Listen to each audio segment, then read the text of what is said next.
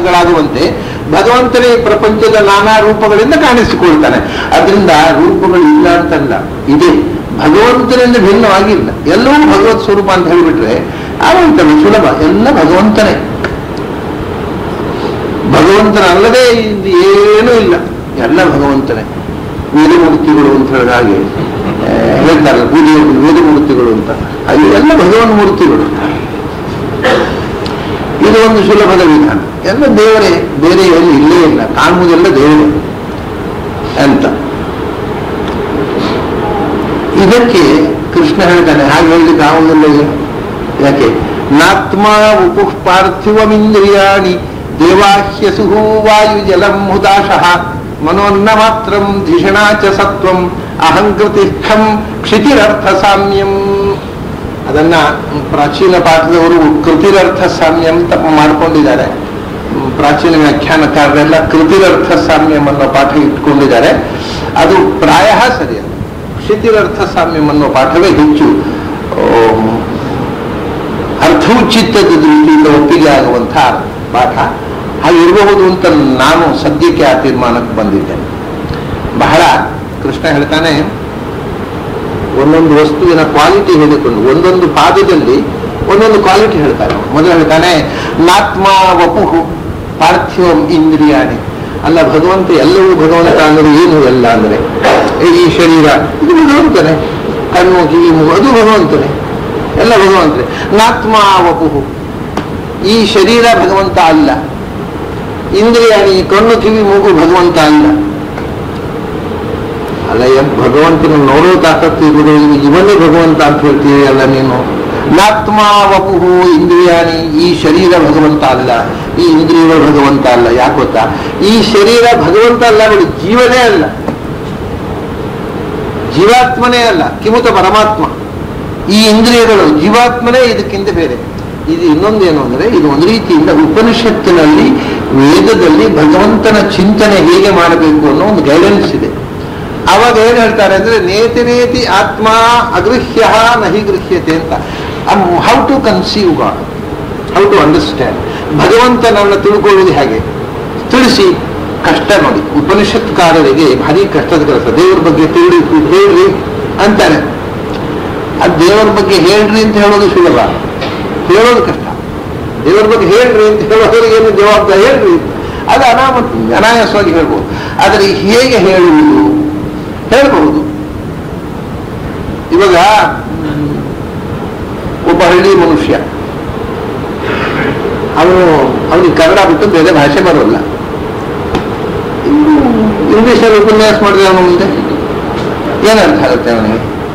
ಹಾಗಾದ್ರೆ ಒಂದು ಭಾಷೆಯಿಂದ ಅರ್ಥ ಆಗಬೇಕಾಗಿದ್ದರೆ ನಮಗೆ ಮೊದಲು ಕೆಲವು ಪ್ರೀ ರಿಕ್ವೆಸ್ಟ್ ಇದೆ. ಒಂದು ಭಾಷೆಯಿಂದ ಹೇಳಿದ್ದು ಇನ್ನೊಬ್ಬರಿಗೆ ಅರ್ಥ ಆಗಬೇಕಾಗಿದ್ದರೆ ನಾವು ಯಾರಿಗೆ ಹೇಳ್ತೇವೋ ಅವರಿಗೆ ಆ ಭಾಷೆ ಗೊತ್ತಿರಬೇಕು. ಆ ಭಾಷೆಯಲ್ಲಿ ನಾವು ಹೇಳ್ತಕ್ಕಂತಹ ಶಬ್ದದ ಅರ್ಥ ಏನು ಅನ್ನೋದು ಗೊತ್ತಿರ್ಬೇಕು ಅವರಿಗೆ, ಅಲ್ವಾ? ಭಾಷೆ ಗೊತ್ತಿರೋದೇ ಅಲ್ವಾ? ಆ ಶಬ್ದದ ಅರ್ಥ ಗೊತ್ತಿರಬೇಕು ಮತ್ತು ಆ ಶಬ್ದದ ಅರ್ಥದ ಪರಿಚಯ ಮೊದಲಿರಬೇಕು. ಇಷ್ಟು ಇರದೇ ಇದ್ರೆ ಭಾಷೆ ಕಮ್ಯುನಿಕೇಟ್ ಮಾಡೋದಿಲ್ಲ. ಈಗ ಎಲಿಫೆಂಟ್ ಅಂತ ಹೇಳಿದರೆ ಕನ್ನಡ ಮಾತ್ರ ಗೊತ್ತಿದ್ದವನಿಗೆ ಅರ್ಥ ಆಗದೇ ಇರುವುದು. ಹಾಗೆ ಕನ್ನಡ ಮಾತ್ರ ಗೊತ್ತಿದ್ದವನಿಗೆ, ಕನ್ನಡ ಭಾಷೆ ಬರುವವನು ಅವನು ಆನೆ ಅಂತ ಅನ್ನೋ ಶಬ್ದ ಕೇಳಿದಾಗ ಈ ಮಕ್ಕಳು ಆನೆ ಅಂದ್ರೆ ಏನು ಅಂತ ಕೇಳ್ತಾವ, ನೋಡಿರುವುದಿಲ್ಲ ಅವು. ಆನೆ ಅಂದ್ರೆ ಏನು, ಆನೆ ಅಂತಂದ್ರೆ ಏನು ಅಂತ ಕರ್ಕೊಂಡು ಹೋಗಿ ಕಾಡಿನಲ್ಲಿ ಇಲ್ಲ, ಎಲ್ಲ ವೀರಪ್ಪ ಓಡಿಸಿಬಿಟ್ಟಿದ್ದಾರೆ. ಝೂನಲ್ಲಿ ಕರ್ಕೊಂಡು ಹೋಗಿ ತೋರಿಸ್ಬೇಕು, ಇದು ಆನೆ. ಝೂನಲ್ಲಿ ಇನ್ನೂ ಇದ್ದಾರೆ, ಝೂನಲ್ಲಿ ತೋರಿಸಿ ಇದು ಆನೆ. ಆಮೇಲೆ ಆನೆ ಅಂದ್ರೆ ಕೂಡಲೇ ಹುಡಿ ಗೊತ್ತಾಗುತ್ತೆ, ಏನು ಅರ್ಥ ಆಯ್ತು ಅಂತಾರೆ. ಆನೆಯನ್ನೇ ನೋಡಿದ ಮನುಷ್ಯ ಅವನು ಕನ್ನಡ ಭಾಷೆ ಬರ್ತದೆ, ಆದ್ರೆ ಆನೆ ಅಂದ್ರೆ ಈ ಸಂಸ್ಕೃತ ಪಂಡಿತರು ವ್ಯಾಖ್ಯಾನ ಬರೀತಾರಲ್ಲ, ಯಾವ ಶಬ್ದ ವೃಕ್ಷ ವಿಶೇಷ, ಪಕ್ಷಿ ವಿಶೇಷ, ಹಾಗೆ ಆನೆ ಪ್ರಾಣಿ ವಿಶೇಷ ಅಷ್ಟೇ ಹೇಳಿಲ್ಲ. ಒಂದು ಶಬ್ದವಾದ ಅರ್ಥ ಅಂದ್ರೆ ವೃಕ್ಷ ವಿಶೇಷ ಅಂತ. ಹಾಗೆ ಆನೆ ಅಂದ್ರೆ ಏನು, ಅದು ಒಂದು ಪ್ರಾಣಿ. ಏನು ಅಂತ ಕೇಳಬೇಡ, ನಿನಗೂ ಗೊತ್ತಿಲ್ಲ ನನಗೂ ಗೊತ್ತಿಲ್ಲ, ಅಷ್ಟೇ. ಪಾಠ ಹೇಳೋರು ಇಷ್ಟೇ ಹೇಳೋದು, ಇನ್ನೇನು ಹೇಳಿ ಕೊಡುತ್ತೆ. ಆನೆ ಅಂದ್ರೆ ಏನು ಅದು ಕೇಳಬಾರ್ದು. ಆನೆ ಅಂದ್ರೆ ಆನೆ ಅಷ್ಟೇ, ಅಷ್ಟು ಗೊತ್ತಾಗೋದಿಲ್ಲ ಅಂತ ಬೈದುಕೊಂಡು ಸರಿ. ಹಾಗೆ ಅದರಿಂದ ನಮಗೆ ಯಾವುದು ಅಪರಿಚಿತವೋ ಅದನ್ನ ಶಬ್ದದ ಮೂಲಕ ಹೇಳಲಿಕ್ಕಾಗುವುದಿಲ್ಲ, ಹೌದಾ? ಆನೆ ಅನ್ನೋದನ್ನ ನೋಡದೇ ಇದ್ದ ಹುಡುಗನಿಗೆ ನೀವು ಆನೆ ಅಂತ ಹೇಳಿದರೆ ಏನೂ ಅರ್ಥ ಆಗೋದಿಲ್ಲ. ಇದೇ ಸಮಸ್ಯೆ ಅಲ್ವಾ? ಹಾಗಾದ್ರೆ ಈಗ ನಾವು ದೇವರ ಬಗ್ಗೆ ಉಪನ್ಯಾಸ ಮಾಡುವುದು ಯಾರಿಗೆ? ದೇವರ ವಿಷಯ ಗೊತ್ತಿಲ್ಲದೆ ಇದ್ದವರಿಗೆ. ಅವ್ರಿಗೆ ಅರ್ಥ ಆಗುದು ಹೇಗೆ? ಯಾಕಂದ್ರೆ ಶಬ್ದ, ದೇವರ ಪರಿಚಯ ಇದ್ದವರಿಗೆ ಮಾತ್ರ ಶಬ್ದದ ಮೂಲಕ ಹೇಳಿದ್ರೆ ಅರ್ಥ ಆಗುತ್ತೆ. ಯಾರಿಗೆ ದೇವರ ಪರಿಚಯ ಇಲ್ಲೋ ಅವ್ರಿಗೆ ಯಾವ ಶಬ್ದ ಅಂತ ಹೇಳಿದ್ರೆ ಅರ್ಥ ಆಗೋದು ಸಾಧ್ಯ ಇಲ್ಲ. ಹಾಗಾದ್ರೆ ಶಬ್ದದ ಮೂಲಕ ನಮಗೆ ಅಪರಿಚಿತವಾದ ವಸ್ತುವನ್ನು ಶಬ್ದದ ಮೂಲಕ ತಿಳಿಸುವುದು ಹೇಗೆ? ಇದು ಕಷ್ಟ, ಇದು ಸಮಸ್ಯೆ. ಅದಕ್ಕೆ ಉಪನಿಷತ್ಕಾರರು ಏನು ಮಾಡಿದರು? ಭಾರಿ ಅದ್ಭುತವಾದ ಉಪನಿಷತ್ತುಗಳ ಪ್ರಯತ್ನವೇ ಯಾವುದನ್ನ ಶಬ್ದದಿಂದ ಹೇಳಲಿಕ್ಕೆ ಆಗುವುದಿಲ್ಲವೋ ಅದನ್ನ ಶಬ್ದದ ಮೂಲಕವೇ ಕಮ್ಯುನಿಕೇಟ್ ಮಾಡತಕ್ಕಂಥ ಒಂದು ಪ್ರಯತ್ನವೇ ಉಪನಿಷತ್ತು. ಅದು ಹೇಗೆ ಶಬ್ದದಿಂದ ಹೇಳಲಿಕ್ಕೆ ಆಗುತ್ತೆ? ಶಬ್ದ ಮೂಲಕ ಹೇಳುವುದಂದ್ರೆ ನೇತಿ ನೇತಿ through language. Of course we accept the positive introduction or it's not possible. ಆದರೆ ನೆಗೆಟಿವ್ ಆಗಿ ಹೇಳಲಿಕ್ಕೆ ಬರ್ತದೆ ದೇವರ ಬಗ್ಗೆ. ನೇತಿ ನೇತಿ ದೇವರು ಏನು ಹೇಳ್ಬೇಕು? ದೇವರು ಅಂದ್ರೆ ಏನು ಅಂತ ಹೇಳ್ಬೇಕಲ್ವಾ? ಒಂದು ಕೆಲಸ ಮಾಡುವ, ನೀವು ಏನು ಅಂತ ಹೇಳಿ ಅರ್ಥ ಆಗೋದು ಅರ್ಥ ಆಗ ನಿನಗೆ ಗೊತ್ತಿರುವ ವಸ್ತು ಅಲ್ಲ. ಹಾಗೆ ಮೊದಲು ಶಬ್ದದ ಮೂಲಕ ಅಷ್ಟೇ ನಾವು ಮೊದಲು ಮಾಡ್ಲಿಕ್ಕೆ ಬರುವುದು.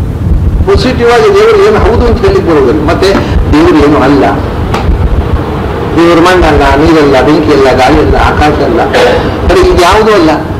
ಮತ್ತೆಂದು ನಿನಗೆ ಗೊತ್ತಿರೋ ಯಾವುದೂ ಅಲ್ಲ.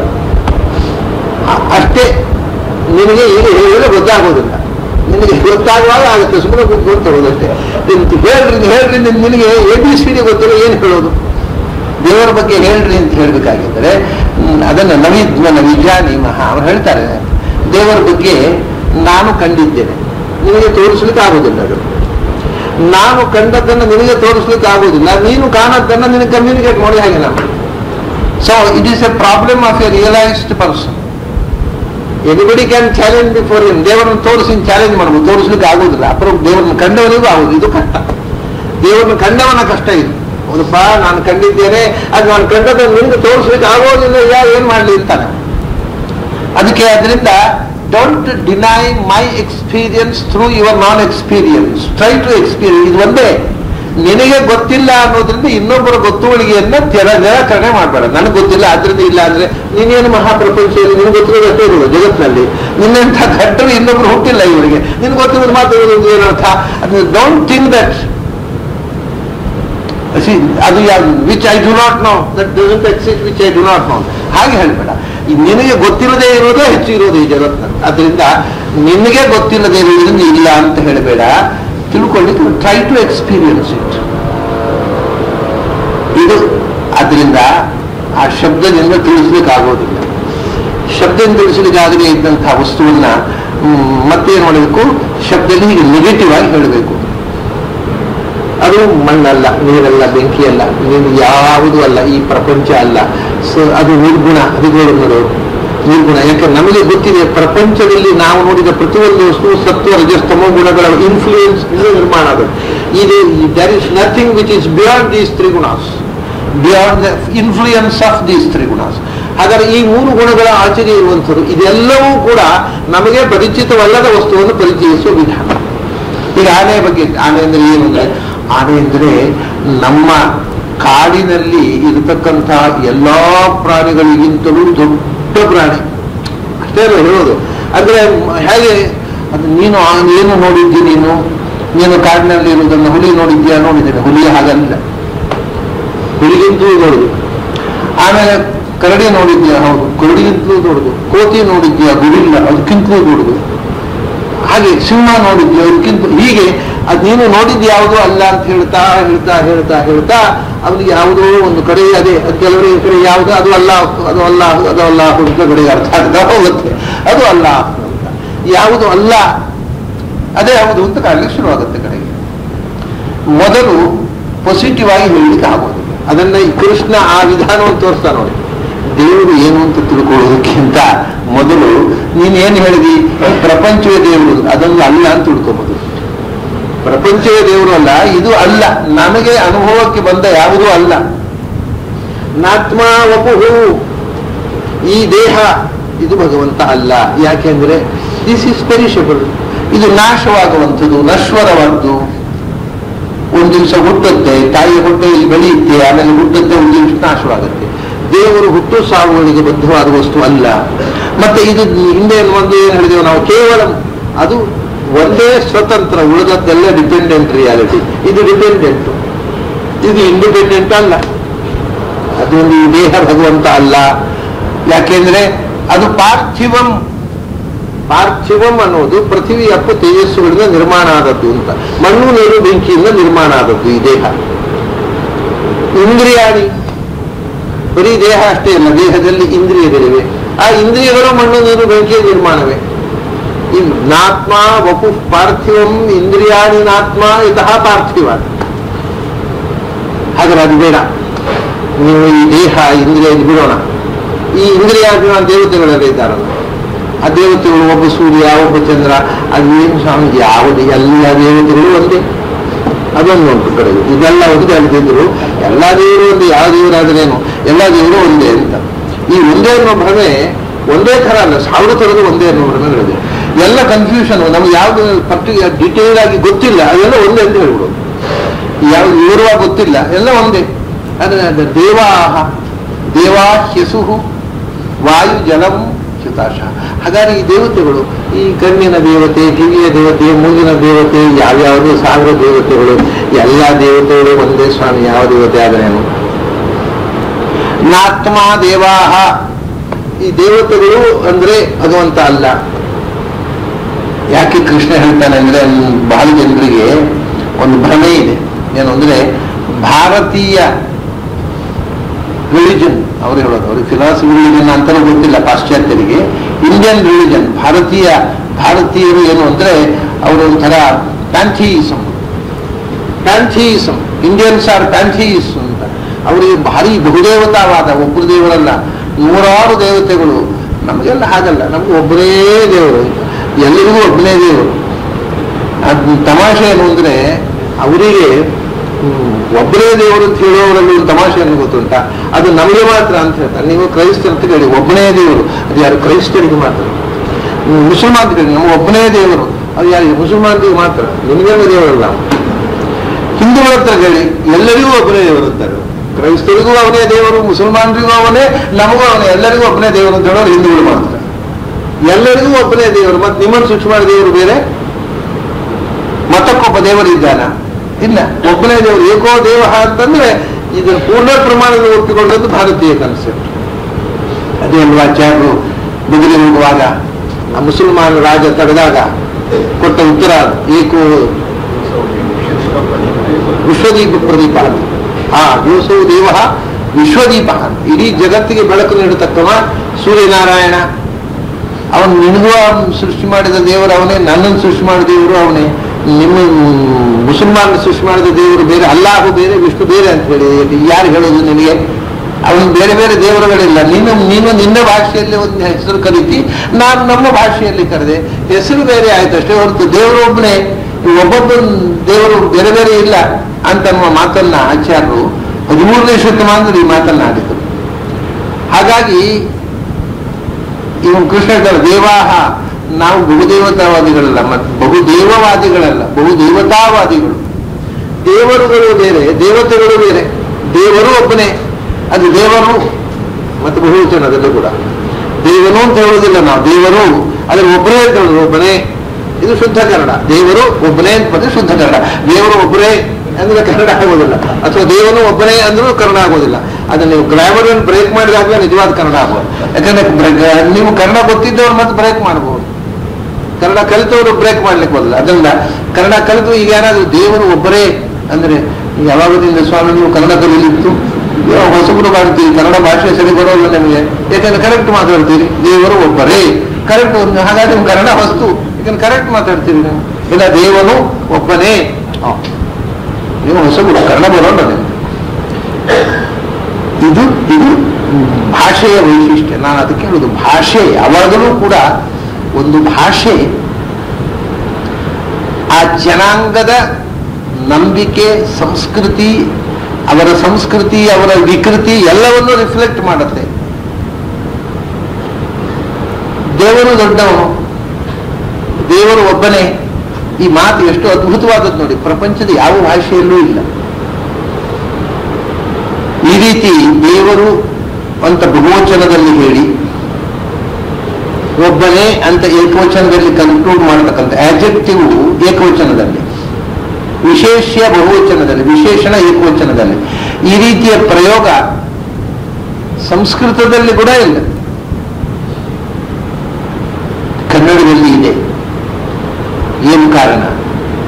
ಯಾಕೆಂದರೆ ಆಚಾರ್ಯ ಮಧ್ವರು ಕನ್ನಡಿಗರಾದ್ರಿಂದ ಕನ್ನಡ ಭಾಷೆಗೆ ಇರುವುದು. ದೇವರು ಒಬ್ಬನೇ ಏನು ಹೇಳುತ್ತಾ? ಏಕವಚನ ಅನ್ನೋದು ಪ್ರೀತಿಯನ್ನು ಹೇಳುತ್ತೆ, ಬಹುವಚನ ಅನ್ನೋದು ರಿಸ್ಪೆಕ್ಟ್ ಅನ್ನು ಹೇಳುತ್ತೆ. ಅದೇ ಭಕ್ತಿಯ ಡೆಫಿನಿಷನ್.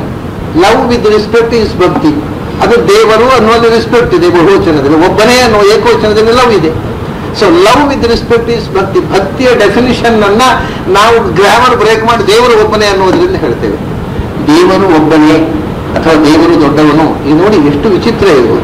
ದೇವರು ಅನ್ನುವ ಶಬ್ದವನ್ನು ಪ್ರಯೋಗ ಮಾಡುವಾಗ ನಮಗೆ ಆ ವಸ್ತುವಿನಲ್ಲಿ ಇರತಕ್ಕ ದೊಡ್ಡಸ್ತಿಕೆ, ಬಹುವಚನವನ್ನ ನಾವು ದೊಡ್ಡಸ್ತಿಕೆಯ ಅನುಭವ, ದೊಡ್ಡವರು ಅನ್ನೋದನ್ನು ಹೇಳೋದಕ್ಕೋಸ್ಕರವೇ ಬಹುವಚನ ಉಪಯೋಗಿಸುವುದು, ಬೇರೆ ಇರದೇ ಬಹುವಚನ ಉಪಯೋಗಿಸುವುದಿಲ್ಲ. ಬಹುವಚನಕ್ಕೆ ಕಾರಣವೇ ದೊಡ್ಡಸ್ತಿಕೆ, ದೇವರು. ಆದರೆ ಆ ದೊಡ್ಡ ವಸ್ತು ನಮಗೆ ಒಂದು ರೀತಿಯಿಂದ ಕೆಲವರೆಲ್ಲ ಹಿಂದೆ ಬರೀತಿದ್ರು ಟೆಕ್ಸ್ಟ್, ದೇವರ ಭಯವೇ, ದೇವರಿಗೆ ಒಂದು ಭಯಾನಕ ವಸ್ತು ಅಂತ ಹೇಳಿಕೊಡ್ತಿದ್ರು ಹಿಂದೆ. ಆಗ ದೇವರು ದೊಡ್ಡವನು ದೇವರು ರಚಿಸಿದ್ರು, ದೇವರಿಗೆ ಏಕವಚನ ಕರೀತಿಯ ನನ್ನನ್ನ ನರಕಕ್ಕೆ ಹಾಕಿಬಿಡ್ತೇನೆ ಅಂತ ಹೇಳಿಬಿಟ್ರೆ ಅದಕ್ಕೆ ದೇವರು ದೊಡ್ಡವರು ಅಂತ ಹೇಳ್ಬೇಕು. ಇದಾಗಲ್ಲ. ದೇವರು ಭಯಾನಕ ವಸ್ತು ಅಲ್ಲ, ಅತ್ಯಂತ ಪ್ರಿಯವಾದ ವಸ್ತು. ಅವು ಎಲ್ಲಕ್ಕಿಂತ ಹೆಚ್ಚು ಪ್ರಿಯವಾದ ವಸ್ತು. ಅದನ್ನು ಎಕ್ಸ್ಪ್ರೆಸ್ ಮಾಡ್ಬೇಕಾದ್ರೆ ಏಕವಚನವೇ ಹೇಳಬೇಕು. ತಾಯಿಯನ್ನ ಮಕ್ಕಳು ಏಕವಚನ ಕರೆದ ಹಾಗೆ, ಇಲ್ಲಿ ನೋಡಮ್ಮ ಇಲ್ವಾ ಅಂತಾನೆ. ಹಾಗೆ ಅಪ್ಪನನ್ನ ಕಲಿಯಲ್ಲ. ಅಪ್ಪ ಏಕವಚನ ಕಲಿಬಿಟ್ಟು ಬೆತ್ತ ಹಿಡ್ಕೊಂಡು ಬಂದ್ಬಿಡ್ತಾರೆ. ಹಾಗಾಗಿ ಏಕವಚನ ಅಂದ್ರೆ ಅಪ್ಪ ಒಂದು ಭಯಾನಕ ವಸ್ತು, ಅದು ಬಹುವಚನ. ತಾಯಿ ಪ್ರಿಯವಾದ ವಸ್ತು ಏಕವಚನ. ಇದು ಈ ಎಲ್ಲ ಭಾವನೆಗಳನ್ನ ಭಾಷೆಯಲ್ಲಿ ತುಂಬಲಿಕ್ಕೆ ಬರುತ್ತೆ ನೋಡಿ. ದೇವರು ಅವನು ತಂದೆಯಂತೆ ಗೌರವಾದ ವಸ್ತು, ಆದರೆ ತಂದೆಯಂತೆ ಭಯಾನಕ ಅಲ್ಲ, ಮತ್ತೆ ತಾಯಿಯಂತೆ ಬಹಳ ಪ್ರಿಯವಾದ ವಸ್ತು. ಅದರಿಂದ ದೇವರು ದೊಡ್ಡವನು. ಹೀಗೆ ಭಾಷೆಯಲ್ಲಿ ಇಡೀ ಭಕ್ತಿಯ ಕಾನ್ಸೆಪ್ಟ್ ಅನ್ನ, ಭಕ್ತಿ ಕಲ್ಟರ್ನ ದೇವರು ದೊಡ್ಡವನು ಅನ್ನೋ ಪ್ರಯೋಗ ಅಡಕಗೊಳಿಸಿದೆ. ಅದೇ ಹೇಳುವುದು ಒಂದು ಜನಾಂಗದ ನಂಬಿಕೆಯ ಫಿಲಾಸಫಿಯ ರಿಫ್ಲೆಕ್ಷನ್ ಆ ಲ್ಯಾಂಗ್ವೇಜಿನಲ್ಲಿರುತ್ತೆ. ಅಂದ್ರೆ ದೇವಾಹ ಅಂತ ಬಹುವಚನ ಇದ್ರು ಅದು ಒಬ್ಬನೇ, ಏಕೋ ದೇವ. ಸಂಸ್ಕೃತದಲ್ಲಿ ದೇವರಿಗೆ ಬಹುವಚನ ಪ್ರಯೋಗ ಮಾಡುವ ಕಟ್ಲೆ ಇಲ್ಲ.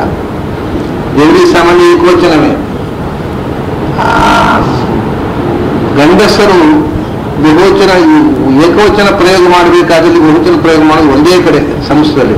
ಹೆಂಡತಿಗೆ ಮಾತ್ರ ಇದರಲ್ಲಿ ಬಹುವಚನ ಪ್ರಯೋಗ ಮಾಡ್ತಾರೆ ಸಂಸ್ಕೃತದಲ್ಲಿ. ದಾರಾಹ ಅಂತ. ಅವರು ನಮ್ಮ ಹೆಂಗಸರು, ನಮ್ಮ ಮನೆಯವರು, ನಮ್ಮ ಯಜಮಾನಿಯವರು, ಅದು ಅಂದ್ರೆ ಅಷ್ಟು ಗಾಳಿಯಾಗ್ಬಿಟ್ಟಿದೆ ಅವರಿಗೆ. ಅದೇನೋ ಭಯಾನಕ ವಸ್ತು ಅಂತ ಹೆದರಿಬಿಟ್ಟಿದ್ದಾರೆ. ಯಾರೋ ಹೆಂಡತಿ ಅಂದ್ರೆ ಅಷ್ಟು ಭಯಾನಕ ವಸ್ತು ಅಂತ ಗಾಬರಿಯಾದವರು ಮಾತ್ರ. ಸಂಸ್ಥೆ ಏಕವಚನ ಪ್ರಯೋಗ ಮಾಡಲಿಕ್ಕೆ ಬೇಕಾದ ಶಬ್ದಗಳಿದೆ. ಆದರೆ ಈ ಗಾಬರಿಯಾದ ಹೆಣ್ಪುಕ್ಕರು ಇರ್ತಾರಲ್ಲ, ಹೆಣ್ಪೆಕ್ಕಡು, ಅವ್ರಿಗೆ ಒಂದು ಶಬ್ದ ಇದೆ, ದಾರಾಹ ಅಂತ ಹೇಳ್ತೀವಿ, ಬಹುವಚನ ಪ್ರಯೋಗ. ನಮ್ಮ ಮನೆಯವರು ಅಂತ ಹೇಳ್ರಿ, ಮನೆ ಯಾಕೆ ಅಂತ ಹೇಳಬೇಡಿ, ಯಾಕೆಂದ್ರೆ ಮತ್ತೆ ನಾವು ಹೋಗಿನ ಹೊರಗೆ ಹಿಡಿದು ಬರ್ತೇವೆ ನಿಮಗೆ. ಅದರಿಂದ ನೀವು ಅದನ್ನ ಮನೆಯವರು ಅಂತ ಹೇಳ್ರಿ, ಅಡ್ಡಿ ಇಲ್ಲ. ಅದನ್ನ ಹಾಗೆ ಹೇಳ್ರಿ, ಅಡ್ಡಿ ಇಲ್ಲ. ಅದು ಬಹುವಚನ ಪ್ರಯೋಗ. ಸಂಸ್ಕೃತದಲ್ಲಿ ಒಂದು ವ್ಯಕ್ತಿಗೆ ಬಹುವಚನ ಪ್ರಯೋಗ ಇರುವುದು ಹೆಂಡತಿಗೆ ಮಾತ್ರ, ಯಾವುದಕ್ಕೂ ಇಲ್ಲ. ದಾರಾಹ ಭೂಮಿಲಿ ಅಂದ್ರೆ ವ್ಯಕ್ತಿಯಲ್ಲಿ, ಬೇರೆ ಜಡದಲ್ಲಿ ಇದೆ. ವ್ಯಕ್ತಿಯಲ್ಲಿ ಬಹುವಚನವನ್ನ ಹೆಂಡತಿಗೆ, ಅದೇ ಹೆಂಡತಿ ಗಂಡನಿಗೆ ಬಹುವಚನ ಹೇಳಲಿಕ್ಕಿಲ್ಲ. ಪತಿಹಿ, ಅವನು ಪತಿಹಿ, ಪತತಿ ಇತಿ ಪತಿಹಿ, ಜಾರಿ ಬಿದ್ದವನು ಅಂತ. ಪತಿ ಜಾರಿ ಬಿದ್ದವ, ಅವನು ಜಾರಿ ಬಿದ್ದವ ಅಷ್ಟೇ, ಏಕವಚನ ಇಲ್ಲ, ಬಿದ್ದವರು ಇಲ್ಲ. ಪತತಿ ಇತಿ ಪತಿಹಿ, ಅವನು ಬಿದ್ದವ. ಇವರು ಎದ್ದವರು ಬಹುವಚನ. ಆದರೆ ಇದೆಲ್ಲ ಭಾಷೆಯ ಸೊಗಸು. ನಾನು ಹೇಳುದು, ನಾನು ಇದನ್ನು ತಮಾಷೆಗೆ ಹೇಳ್ತಾ ಇಲ್ಲ. ಒಂದು ಗಂಡು ಹೆಣ್ಣಿನ ಸಂಬಂಧದಲ್ಲಿ ಅವರಿಗೆ ಇದ್ದ ಭಾವನೆಗಳನ್ನೆಲ್ಲ ಓದ್ಬೋದು ಈ ಶಬ್ದಗಳಲ್ಲಿ ಅಂತ. ಹೆಣ್ಣಿನ ಬಗ್ಗೆ ಗಂಡಿಗೆ ಇದ್ದ ಫಿಯರ್ ಕಾಂಪ್ಲೆಕ್ಸು ಅಥವಾ ಪ್ರೀತಿ ಎಲ್ಲವನ್ನೂ ಓದಬಹುದು ಇದನ್ನು. ಆ ಭಾಷೆ ಮನುಷ್ಯನ ಸೈಕಾಲಜಿಯನ್ನ ಹೇಗೆ ಅದನ್ನು ರಿಫ್ಲೆಕ್ಟ್ ಮಾಡುತ್ತೆ ಅನ್ನೋದಕ್ಕೋಸ್ಕರ. ಅದರಿಂದ ದೇವಾಹ ಅಂತನ್ನುವಲ್ಲಿ ಇಲ್ಲಿ ಬಹುವಚನ, ಸಂಸ್ಕೃತದ ಬಹುವಚನ ದೇವತೆಗಳು. ದೇವತೆಗಳು ತುಂಬಾ ಇದ್ದಾರೆ. ದೇವತೆಗಳು ಅಂದ್ರೆ ದೇವರಲ್ಲ, ಮತ್ತೆ ಅವರು ನಮ್ಮ ಮತ್ತು ಭಗವಂತನ ಮಾಧ್ಯಮಗಳು. ಭಗವಂತನ ಹತ್ರ ಹೋಗುವುದಕ್ಕೆ ನಮಗೆ ಹೆಲ್ಪ್ ಮಾಡತಕ್ಕಂಥ they are realised souls. They help for our realisation. ನಾವು ಭಗವಂತನ ರಿಯಲೈಸೇಷನ್ಗೆ ನಮಗೆ ನೆರವು ಕೊಡ್ತಕ್ಕಂಥ ರಿಯಲೈಸ್ಡ್ ಸೋಲ್ಸ್. ಅದರಿಂದ ದೇವತೆಗಳು ತುಂಬಾ ಜನ ಇದ್ದಾರೆ. ಇದು ಗೊತ್ತಿಲ್ಲ ಪ್ಯಾಂಥಿಯಿಸಮ್ ಅಂತ ಪಾಶ್ಚಾತ್ಯರಿಗೆ ಈ ನಮ್ಮ ಫಿಲಾಸಫಿಯ ಒಳಪದರುಗಳು ಗೊತ್ತಿಲ್ಲದೆ ಇರುವುದರಿಂದ ಇಂಡಿಯನ್ಸ್ ಆರ್ ಪ್ಯಾಂಥಿಯಿಸ್. ಇವರು ಬಹುದೇವತಾವಾದಿಗಳು, they are pantheists, they are pagans, ಏನೇನೋ ಶಬ್ದಗಳು ಅವರಿಗೆ ಬರುತ್ತೆ, ಅದನ್ನೆಲ್ಲ ಹೇಳಲಿಕ್ಕೆ ಹತ್ತಿದ್ರು. ವಸ್ತುತಃ ಭಾರತೀಯರು ಪ್ಯಾಂಥಿಯಿಸ್ಟ್ ಅಲ್ಲ, ಅವರು ಏಕದೇವವಾದಿಗಳು. ಎಲ್ಲರೂ ಏಕದೇವವಾದಿಗಳು. ಉಳಿದವರೆಲ್ಲ ದೇವರು ಅಲ್ಲ, ದೇವತೆಗಳು. ಅದನ್ನೇ ಕೃಷ್ಣ ಹೇಳ್ತಾನೆ, ನ ದೇವಾಹ ಆತ್ಮ. ಪರಮಾತ್ಮ ಅಂದ್ರೆ ಈ ದೇವತೆಗಳು ಪರಮಾತ್ಮ ಅಲ್ಲ. ಪರಮಾತ್ಮನ ಆಜ್ಞೆಯಂತೆ ದೇಹದಲ್ಲಿ ನೇಮನ ಮಾಡತಕ್ಕಂಥ ಇವರು ಕೂಡ ಅವಿದ್ಯಮಾನ ಡಿಪೆಂಡೆಂಟ್ ರಿಯಾಲಿಟೀಸ್. ನಾತ್ಮಾವಪುಹು ಪಾರ್ಥಿವಂ ಇಂದ್ರಿಯಾಣಿ. ಪೃಥ್ವಿ ಅಪ್ಪು ತೇಜಸ್ಸಿನಿಂದಾಗಿರ್ತಕ್ಕ ದೇಹ ಭಗವಂತ ಅಲ್ಲ, ಇಂದ್ರಿಯಗಳು ಭಗವಂತ ಅಲ್ಲ, ದೇವತೆಗಳು. ದೇವತೆಗಳು ಅಂದರೆ ಏನು? ದೇವತೆಗಳಲ್ಲಿ ಸರ್ವಶ್ರೇಷ್ಠ ದೇವತೆ ಅಸುಹು, ಪ್ರಾಣದೇವರು. ನಮ್ಮ ದೇಹವನ್ನು ನಿಯಂತ್ರಿಸ್ತಕ್ಕಂಥ ದೇವತಾ ಶಕ್ತಿಗಳಲ್ಲೇ ಸರ್ವಶ್ರೇಷ್ಠವಾದ ದೇವತೆ. ದೇವಾಹ ಅಂತ ಜನರಲ್ ಗುಣ. ಅಸುಹು ಅಂದರೆ ನಮ್ಮ ಸಮಸ್ತ ವ್ಯವಹಾರವನ್ನು ನಡೆಸ್ತಕ್ಕಂಥ ಪ್ರಾಣದೇವರು. ಉಳಿದ ಎಲ್ಲಾ ದೇವತೆಗಳು ವಿಶ್ರಾಂತಿ ತೆಗೆದುಕೊಂಡಾಗಲೂ ಅವಿಶ್ರಾಂತವಾಗಿ ದೇಹದೊಳಗೆ ಇರುವವರು ಅಲ್ವಾ. ರಾತ್ರಿ ಹೊತ್ತು ಎಲ್ಲ ದೇವತೆಗಳು ನಿದ್ರೆ ಮಾಡ್ತಾನೆ. ಕಣ್ಣಿನ ದೇವತೆ ನಿದ್ರೆ ಮಾಡ್ತಾನೆ, ಕಿವಿ ದೇವತೆ ನಿದ್ರೆ ಮಾಡ್ತಾನೆ, ಎಲ್ಲ ಇಂದ್ರಿಯಗಳು, ಕೈ ದೇವತೆ, ಕಾಲಿನ ದೇವತೆ. ಈವನ್ ನಿದ್ರೆ ಕಾಲದಲ್ಲಿ ಮನಸ್ಸಿನ ಅಭಿಮಾನಿ ದೇವತೆಗಳು ನಿದ್ರೆ ಮಾಡಿಬಿಡ್ತಾರೆ. ಕನಸು ಬೀಳುವಾಗ ಮನಸ್ಸು ಕೆಲಸ ಮಾಡ್ತಾ ಇದೆ, ನಿದ್ರೆ ಮಾಡುವಾಗ ಮನಸ್ಸು ಕೆಲಸ ಎಲ್ಲರೂ ನಿದ್ರೆ ಮಾಡ್ತಾರೆ. ಪ್ರಾಣದೇವರೊಬ್ರು ಬಿಟ್ಟು. ಯಾಕಂದ್ರೆ ಅವರು ಉಸಿರಾಡ್ಬೇಕಲ್ಲ ನಿದ್ರೆಯಲ್ಲಿ. ನಿದ್ರೆ ಬೆಳಗಾತ ಹೇಳುವುದು ಹೇಗೆ? ಅವ್ರು ಮಲ್ಕೊಂಡಿದ್ರು ಸ್ವಾಮಿ, ಬೆಳಗಾತ ಹೇಳೇ ಇಲ್ಲ, ಬೆಳಗ್ಗೆ 4 ದಿನ ಹೊತ್ಕೊಂಡು ಹೋಗ್ಬೇಕು. ಆದ್ರಿಂದ ಪ್ರಾಣದೇವರು ನಿದ್ರೆ ಮಾಡೋ ಹಾಗಿಲ್ಲ. ಅವ್ರು ನಿದ್ರೆ ಮಾಡಿದ್ರೆ ಮತ್ತೆ ಇವ್ರು ಹೇಳೋ ಹಾಗಿಲ್ಲ. ಸೊ ಇವನು ನಿದ್ರೆ ಮಾಡಲಿ, ಎಚ್ಚರವಾಗಿರ್ಲಿ, ಬದುಕಿರಲಿ, ಸತ್ತಿರಲಿ, ಅವನು ಸತ್ತಾಗಲೂ ಅವನ ಜೊತೆ ಹೋಗ್ಬೇಕಲ್ಲ. ವಾಯುರ್ ಭೀಮೋ ಭೀಮನಾದೋ ಸರ್ವೇಶಾಂಚ ಪ್ರಾಣಿನಾಂ ಪ್ರಾಣಭೂತಃ ಅನಾವೃತ್ತಿ ದೇಹಿನಾಂ ದೇಹ ಪಾತೆ. ದೇಹದಿದ್ದಾಗಲೂ ಅವ್ರು ಹೋಗೋದಲ್ಲ ಒಟ್ಟಿಗೆ, ಸೂಕ್ಷ್ಮ ಶರೀರದ ಜೊತೆಗೆ ಪ್ರಾಣದೇವರು. ಅವರಿಗೆ ರಿಟೈರ್ಮೆಂಟ್ ಇಲ್ಲ. ಸೊ ಸತ್ತಾಗಲೂ ಜೊತೆಗೆ ಇರುವವರು, ನಿದ್ರೆ ಮಾಡಿದಾಗಲೂ ಜೊತೆಗೆ ಇರುವವರು. ಅದರಿಂದ ಪ್ರಳಯೇಪಿ ಪ್ರತಿಭಾತ ಬರಾಬರ. ಪ್ರಳಯದಲ್ಲೂ ಉಸಿರಾಡಿಸ್ಬೇಕಲ್ಲ ಈ ಜೀವ, ಸಾಯವಾಗಿಲ್ಲ. ಹಾಗಾಗಿ ಯಾವತ್ತೂ ರೆಸ್ಟ್ಲೆಸ್ ಆಗಿ ನೈವಾತ್ರ ವಿಶ್ರಮಣ ಮೈಚ್ಛತ ನಿಶ್ರಮೋಸೌ ನಿಸ್ಸೀಮ ಪೌರುಷ ಬಲಸ್ಯ ಕುತಶ್ರಮೋಸ್ಯ ಅಂತ ಆಚಾರ್ಯ ಹೇಳ್ತಾರೆ. ಪ್ರಾಣದೇವರಿಗೆ ವಿಶ್ರಾಂತಿ ಯಾಕೆ ಬೇಕಯ್ಯ? ವಿಶ್ರಾಂತಿ ಅವನು ಆಯಾಸ ಆಗುವರಿಗೆ ವಿಶ್ರಾಂತಿ, ಅವನಿಗೆ ಆಯಾಸವೇ ಇಲ್ಲ, ವಿಶ್ರಾಂತಿ ಹಾಕಬೇಕು. ಅವನಿಗೆ ಆಯಾಸ ಆಗ್ತದೆ, ನಾವು ಬದುಕೇ ಇಲ್ಲ, ನಾವು ಬದುಕುವ ಹಾಗೆ ಇಲ್ಲ. ಅದರಿಂದ ನಿರಂತರವಾಗಿ ಜೀವಜಾತವನ್ನು ಬದುಕಿಸುವ ಅಸುಹು. ಅವನು ಕೂಡ ಡಿಪೆಂಡೆಂಟ್ ರಿಯಾಲಿಟಿಯನ್ನು. ದೇವಾಹಿ ಅಸುಹು. ಹಿ ಎಂತ ಮಧ್ಯದಲ್ಲಿ ಸೇರಿಸ್ತಾರೆ. ಹಿ ಅಂದ್ರೆ ಪ್ರಸಿದ್ಧಿವಾಚಕ. ಪ್ರಾಣದೇವರು ಇಡೀ ಬದುಕನ್ನು ನಿಯಂತ್ರಿಸುವ ಸರ್ವಸಮರ್ಥ ಮಹಾಶಕ್ತಿ. ಅದು ಕೂಡ ಆತ್ಮ, ಪರಮಾತ್ಮನ ಮಟ್ಟಕ್ಕೆ ನಿಲ್ಲುವಂತಹದ್ದಲ್ಲ, ಪರಮಾತ್ಮನಿಗೆ ಅಧೀನವಾದಂತಹ ಸತ್ಯ. ಆಮೇಲೆ ಅವು ಇಲ್ಲ ಏನು? ಇದು ಭಗವಂತ ಅಲ್ಲ, ಈ ದೇಹ ಮತ್ತು ಇಂದ್ರಿಯಗಳು. ಯಾಕೆ ಭಗವಂತ ಅಲ್ಲ ಅಂದ್ರೆ ಪಾರ್ಥಿವಂ, ಮಣ್ಣು ನೀರು ಬೆಂಕಿಯಿಂದ ಆದ್ದಪ್ಪ. ಅದು ನೇತಿ, ಅದು ಮಣ್ಣಲ್ಲ, ಬೆಂಕಿಯಲ್ಲ, ಗಾಳಿಯಲ್ಲ, ನೀರಲ್ಲ, ಏನಲ್ಲ. ಮತ್ತೆ ದೇವತೆಗಳು ಮತ್ತು ವಾಯುದೇವರು ಅಂದ್ರೆ ಏನು? ಅದು ಅಷ್ಟೇ. ವಾಯು ಜಲಮು ಹುತಾಶಃ. ಮಣ್ಣು ನೀರು ಬೆಂಕಿ ಅಲ್ಲ, ಅದು ತ್ರಿವೃತ್ಗಣದಿಂದ ಆದದ್ದು. ದೇವತೆಗಳ ದೇಹ, ವಾಯುದೇವರ ದೇಹ ಯಾವುದರಿಂದ ಅದು ಗೊತ್ತಾ? ವಾಯು ಜಲಂ ಹುತಾಶಃ. ಗಾಳಿ, ಬೆಂಕಿ ಮತ್ತು ನೀರು. ಮಣ್ಣಿಲ್ಲ, ಮಣ್ಣೊಂದಿಲ್ಲ, ಪಾರ್ಥಿವ ಅಲ್ಲ. ಇದು ಮಣ್ಣಿನಿಂದ ಆದ ದೇಹ ನಮ್ಮದೆಲ್ಲ, ನಮ್ಮ ಇಂದ್ರಿಯ, ನಮ್ಮ ದೇಹ. ದೇವತೆಗಳದ್ದು ಮಣ್ಣನ್ನು ಒಂದು ಮೈನಸ್ ಮಾಡಿ, ಮುಂತೆಲ್ಲ ನಮ್ಮ ಜೊತೆ ಅವರು ಯಾವುದು? ಮಣ್ಣು ತೆಗೆದುಬಿಟ್ರೆ ನೀರು, ಬೆಂಕಿ, ಗಾಳಿ, ಅದು ನೀರಲ್ಲಿ ಉಂಟು. ವಾಯು ಜಲಂ ಹುತಾಶಃ. ನೀರು, ಬೆಂಕಿ, ಗಾಳಿ ಇದು ದೈವೀ ಶರೀರ, ದೇವತಾ ಶರೀರ. ಪ್ರಾಣದೇವರ ಶರೀರವೂ ಹಾಗೆ, ಅದು ಇನ್ನೂ ಸೂಕ್ಷ್ಮ ಅಷ್ಟೇ. ದೇವತೆಗಳ ಮತ್ತು ಪ್ರಾಣದೇವರ ಶರೀರ ಇದು. ಇದರ ಜೊತೆಗೆ ವಾಯು ಜಲಂ ಹುತಾಶಃ, ಪಂಚಭೂತಗಳಲ್ಲಿ ವಾಯುವಲ್ಲ, ನೀರಲ್ಲ, ಬೆಂಕಿಯಲ್ಲ, ಗಾಳಿಯಲ್ಲ, ನೀರಲ್ಲ, ಬೆಂಕಿಯಲ್ಲ. ಅದು ಆಯ್ತು. ಜಡವೂ ಅಲ್ಲ, ಆ ಜಡಗಳು ಶರೀರವಾಗಿರ್ತಕ್ಕಂತಹ ದೇವತೆಗಳು ಅಲ್ಲ, ಪ್ರಾಣದೇವರು ಅಲ್ಲ, ಭಗವಂತ ಅಂದ್ರೆ. ಇದೆಲ್ಲಕ್ಕಿಂತ ವಿಲಕ್ಷಣ. ಆಮೇಲೆ ಮನೋನ್ನ ಮಾತ್ರಂ ಧಿಷಣಾಚ ಸತ್ವಂ. ಆಮೇಲೆ ಇದೆಲ್ಲ ಬೇಡ. ಮನಸ್ಸು ಅಲ್ಲ. ಯಾಕೆಂದ್ರೆ ಮನಸ್ಸು ಏನು? ಮನೋ ಅನ್ನ ಮಾತ್ರ, ಅನ್ನಮಯಂ ಹಿ ಸೋಮ್ಯ ಮನಃ ಅಂತ ಉಪನಿಷತ್ತು ಹೇಳಿತು. ನಾವುಂಡ ಅನ್ನವೇ ವಿಕಾರ, ಅದೇ ವಿಕಾರಗೊಂಡು ಮನಸ್ಸಿಗೆ ಆಹಾರ ದ್ರವ್ಯವಾಗಿ ನಾವುಂಡ ಅನ್ನವೇ ಮನಸ್ಸಿಗೆ ಹೋಗಿ ಸೇರೋದು, ಅದೇ ಮನಸ್ಸಿಗೆ ಪೋಷಕ. ಅದರಿಂದ ಮನಸ್ಸು ಅನ್ನ ವಿಕಾರ. ಆದ್ದರಿಂದ ಅನ್ನಮಯಂ ಹಿ ಸೌಮ್ಯ ಮನಃ ಅನ್ನ ಮಾತ್ರ, ಅದು ಕೂಡ ಪೃಥ್ವಿ ಮಣ್ಣಿನ ಅಂಶ. ಹಾಗಾಗಿ ಮನಸ್ಸು ಭಗವಂತ ಅಲ್ಲ. ಬರೀ ಮನಸ್ಸು ಮಾತ್ರ ಅಲ್ಲ, ಮನೋನ್ನ ಮಾತ್ರ ಧಿಷಣ ಅತಿ ಸತ್ವಂ. ಮನಸ್ಸು, ಬುದ್ಧಿ, ಆಮೇಲೆ ಧಿಷಣ ಅಂದ್ರೆ ಬುದ್ಧಿ. ಬುದ್ಧಿಯೂ ಕೂಡ ಅದು ಅದರದ್ದೇ ವಿಕಾರ, ಅನ್ನ ಮಾತ್ರ. ಆಮೇಲೆ ಸತ್ವಂ ಅಂತಂದ್ರೆ ಬುದ್ಧಿಗೆ ನೀವು ಮೂಲಕ್ಕೆ ಹೋದ್ರೆ, ಬುದ್ಧಿಯ ಮೂಲಕ್ಕೆ ಹೋಗಬೇಕು. ಮೂಲಕ್ಕೆ ಹೋಗುವುದು ಅಂತಂದ್ರೆ ಎರಡು ವಿಧ. ಬುದ್ಧಿಯ ಮೂಲಕ ಹೋಗುವುದಂದ್ರೆ ಮನಸ್ಸು, ಬುದ್ಧಿ, ಅಹಂಕಾರ, ಚಿತ್ತ, ಚೇತನ ಅಂತಿದೆ. ಆ ಚಿತ್ತ ಚೇತನವನ್ನು ಸತ್ವ ಅಂತ ಹೇಳ್ತಾರೆ. ಅಥವಾ ಜೀವ ಸ್ವರೂಪದ ಬುದ್ಧಿ ಅಂತಾರೆ, ಅದು ಮೂಲ ಬುದ್ಧಿ. ನಮಗೆ ಬುದ್ಧಿ ಅಂತ ಒಂದು ಅಂತಃಕರಣದಿಂದ ಬರತಕ್ಕಂಥ ಒಂದು ಕ್ರಿಯೆ ಇದೆ. ಆ ಅಂತಃಕರಣದ ಪ್ರಭೇದಗಳಲ್ಲಿ ಕೋಶದಲ್ಲಿ ಸೇರಿರತಕ್ಕ ಒಂದು ಬುದ್ಧಿ ಇದೆ. ಮತ್ತೊಂದು ಜೀವ ಸ್ವರೂಪವಾದ ಆತ್ಮೇಂದ್ರಿಯ ಮನೋಯುಕ್ತಂ ಅಂತ ಕಠೋಪನಿಷತ್, ಆತ್ಮಸ್ವರೂಪಭೂತವಾದ ಮನಸ್ಸು, ಆತ್ಮಸ್ವರೂಪಭೂತವಾದ ಬುದ್ಧಿ, ಅದನ್ನು ಮೂಲ ಬುದ್ಧಿ ಅಂತ ಹೇಳ್ತಾರೆ. ಅದು ಸತ್ವ. ಯಾಕಂದ್ರೆ ಸತ್ವ ಜೀವ ಸ್ವರೂಪಭೂತವಾಗಿರತಕ್ಕಂಥ ಬುದ್ಧಿ. ಇದು ಯಾವುದೂ ಭಗವಂತ ಅಲ್ಲ. ಅಂದರೆ ಸತ್ವ ಅಂದರೆ ವಾಸ್ತವಿಕವಾಗಿ ಚಿತ್ತ, ಚೇತನ, ಮನಸ್ಸು, ಬುದ್ಧಿ, ಇದೆಲ್ಲವೂ ಕೂಡ ಏನಂದ್ರೆ ಅನ್ನ ಮಾತ್ರ, ಅನ್ನ ವಿಕಾರ. ಇವೆಲ್ಲ ಅನ್ನ ವಿಕಾರಗಳೇ. ಅದರಿಂದ ಯಾವುದೂ ಕೂಡ ಜ್ಞಾನಾನಂದಮಯವಾದ ಭಗವಂತ ಅಲ್ಲ. ಹಾಗಾದ್ರೆ ಅಹಂಕಾರವನ್ನು ಭಗವಂತ ಅಂತ ಹೇಳೋಣವ. ಇನ್ನು ಮೂರು ಉಳಿಯಿತು. ಪಂಚಭೂತಗಳಲ್ಲಿ ಆಕಾಶವನ್ನು ಬಿಟ್ಟಿದ್ದಾರೆ, ಭೂಮಿಯಲ್ಲಿ ಬಿಟ್ಟಿದ್ದಾರೆ. ಮೊದಲು ಗಾಳಿ, ನೀರು ಮತ್ತು ಬೆಂಕಿ ಬಂದಿದೆ. ಮಣ್ಣು ಮತ್ತು ಆಕಾಶ ಮೊದಲನೇ ಭೂತ, ಕೊನೆ ಭೂತ, ಎರಡು ಭೂತಗಳು ಬರಲಿಲ್ಲ.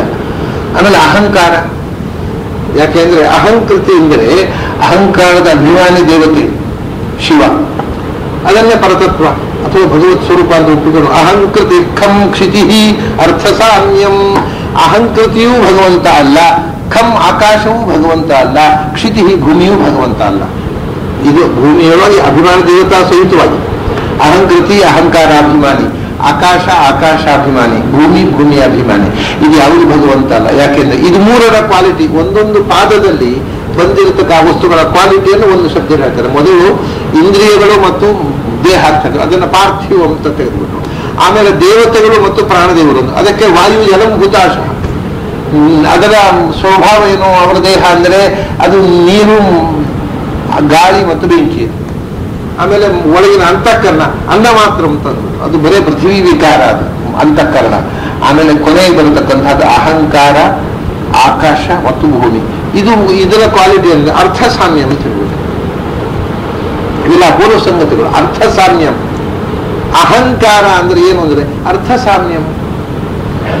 ಎಲ್ಲಾ ಅರ್ಥಗಳು ಬೇರೆ ಬೇರೆ ಅರ್ಥಗಳಲ್ಲಿ ಒಂದೇ ಆಗಿ ಅನುವೃತ್ತಿ ಆಗುವಂಥದ್ದು ಯಾವುದೋ ಅದು ಅಹಂಕಾರ ಅಂದ್ರು. ಯಾಕೆಂದ್ರೆ ನಾನು ಮಾಡಿದೆ, ನಾನು ನೋಡಿದೆ, ನಾನು ಕೇಳಿದೆ, ನಾನು ಹೋದೆ, ನಾನು ಬಂದೆ, ಇದು ಮಾಡಿದೆ, ಹೋದೆ, ಬಂದೆ, ಕೇಳಿದೆ, ಎಲ್ಲ ಬೇರೆ ಬೇರೆ, ನಾನು ಒಂದೇ. ಆ ಅಹಂ is continues in every expression. ಇದು ಅದರಿಂದ ಅಹಂಕಾರ ಉಂಟಲ್ಲ, ಅದು ಎಲ್ಲಾ ಅರ್ಥಗಳಲ್ಲಿಯೂ ಜೊತೆಗೆ ತಾನು ಅನುಸ್ಯೂತವಾಗಿರತಕ್ಕಂಥದ್ದು, ಅಖಂಡವಾದ ಒಂದು ವಸ್ತು. ಅದರಿಂದ ಅರ್ಥಸಾಮ್ಯ ಅಂತ ಹೇಳ್ತಾರೆ ಅಹಂಕಾರಕ್ಕೆ.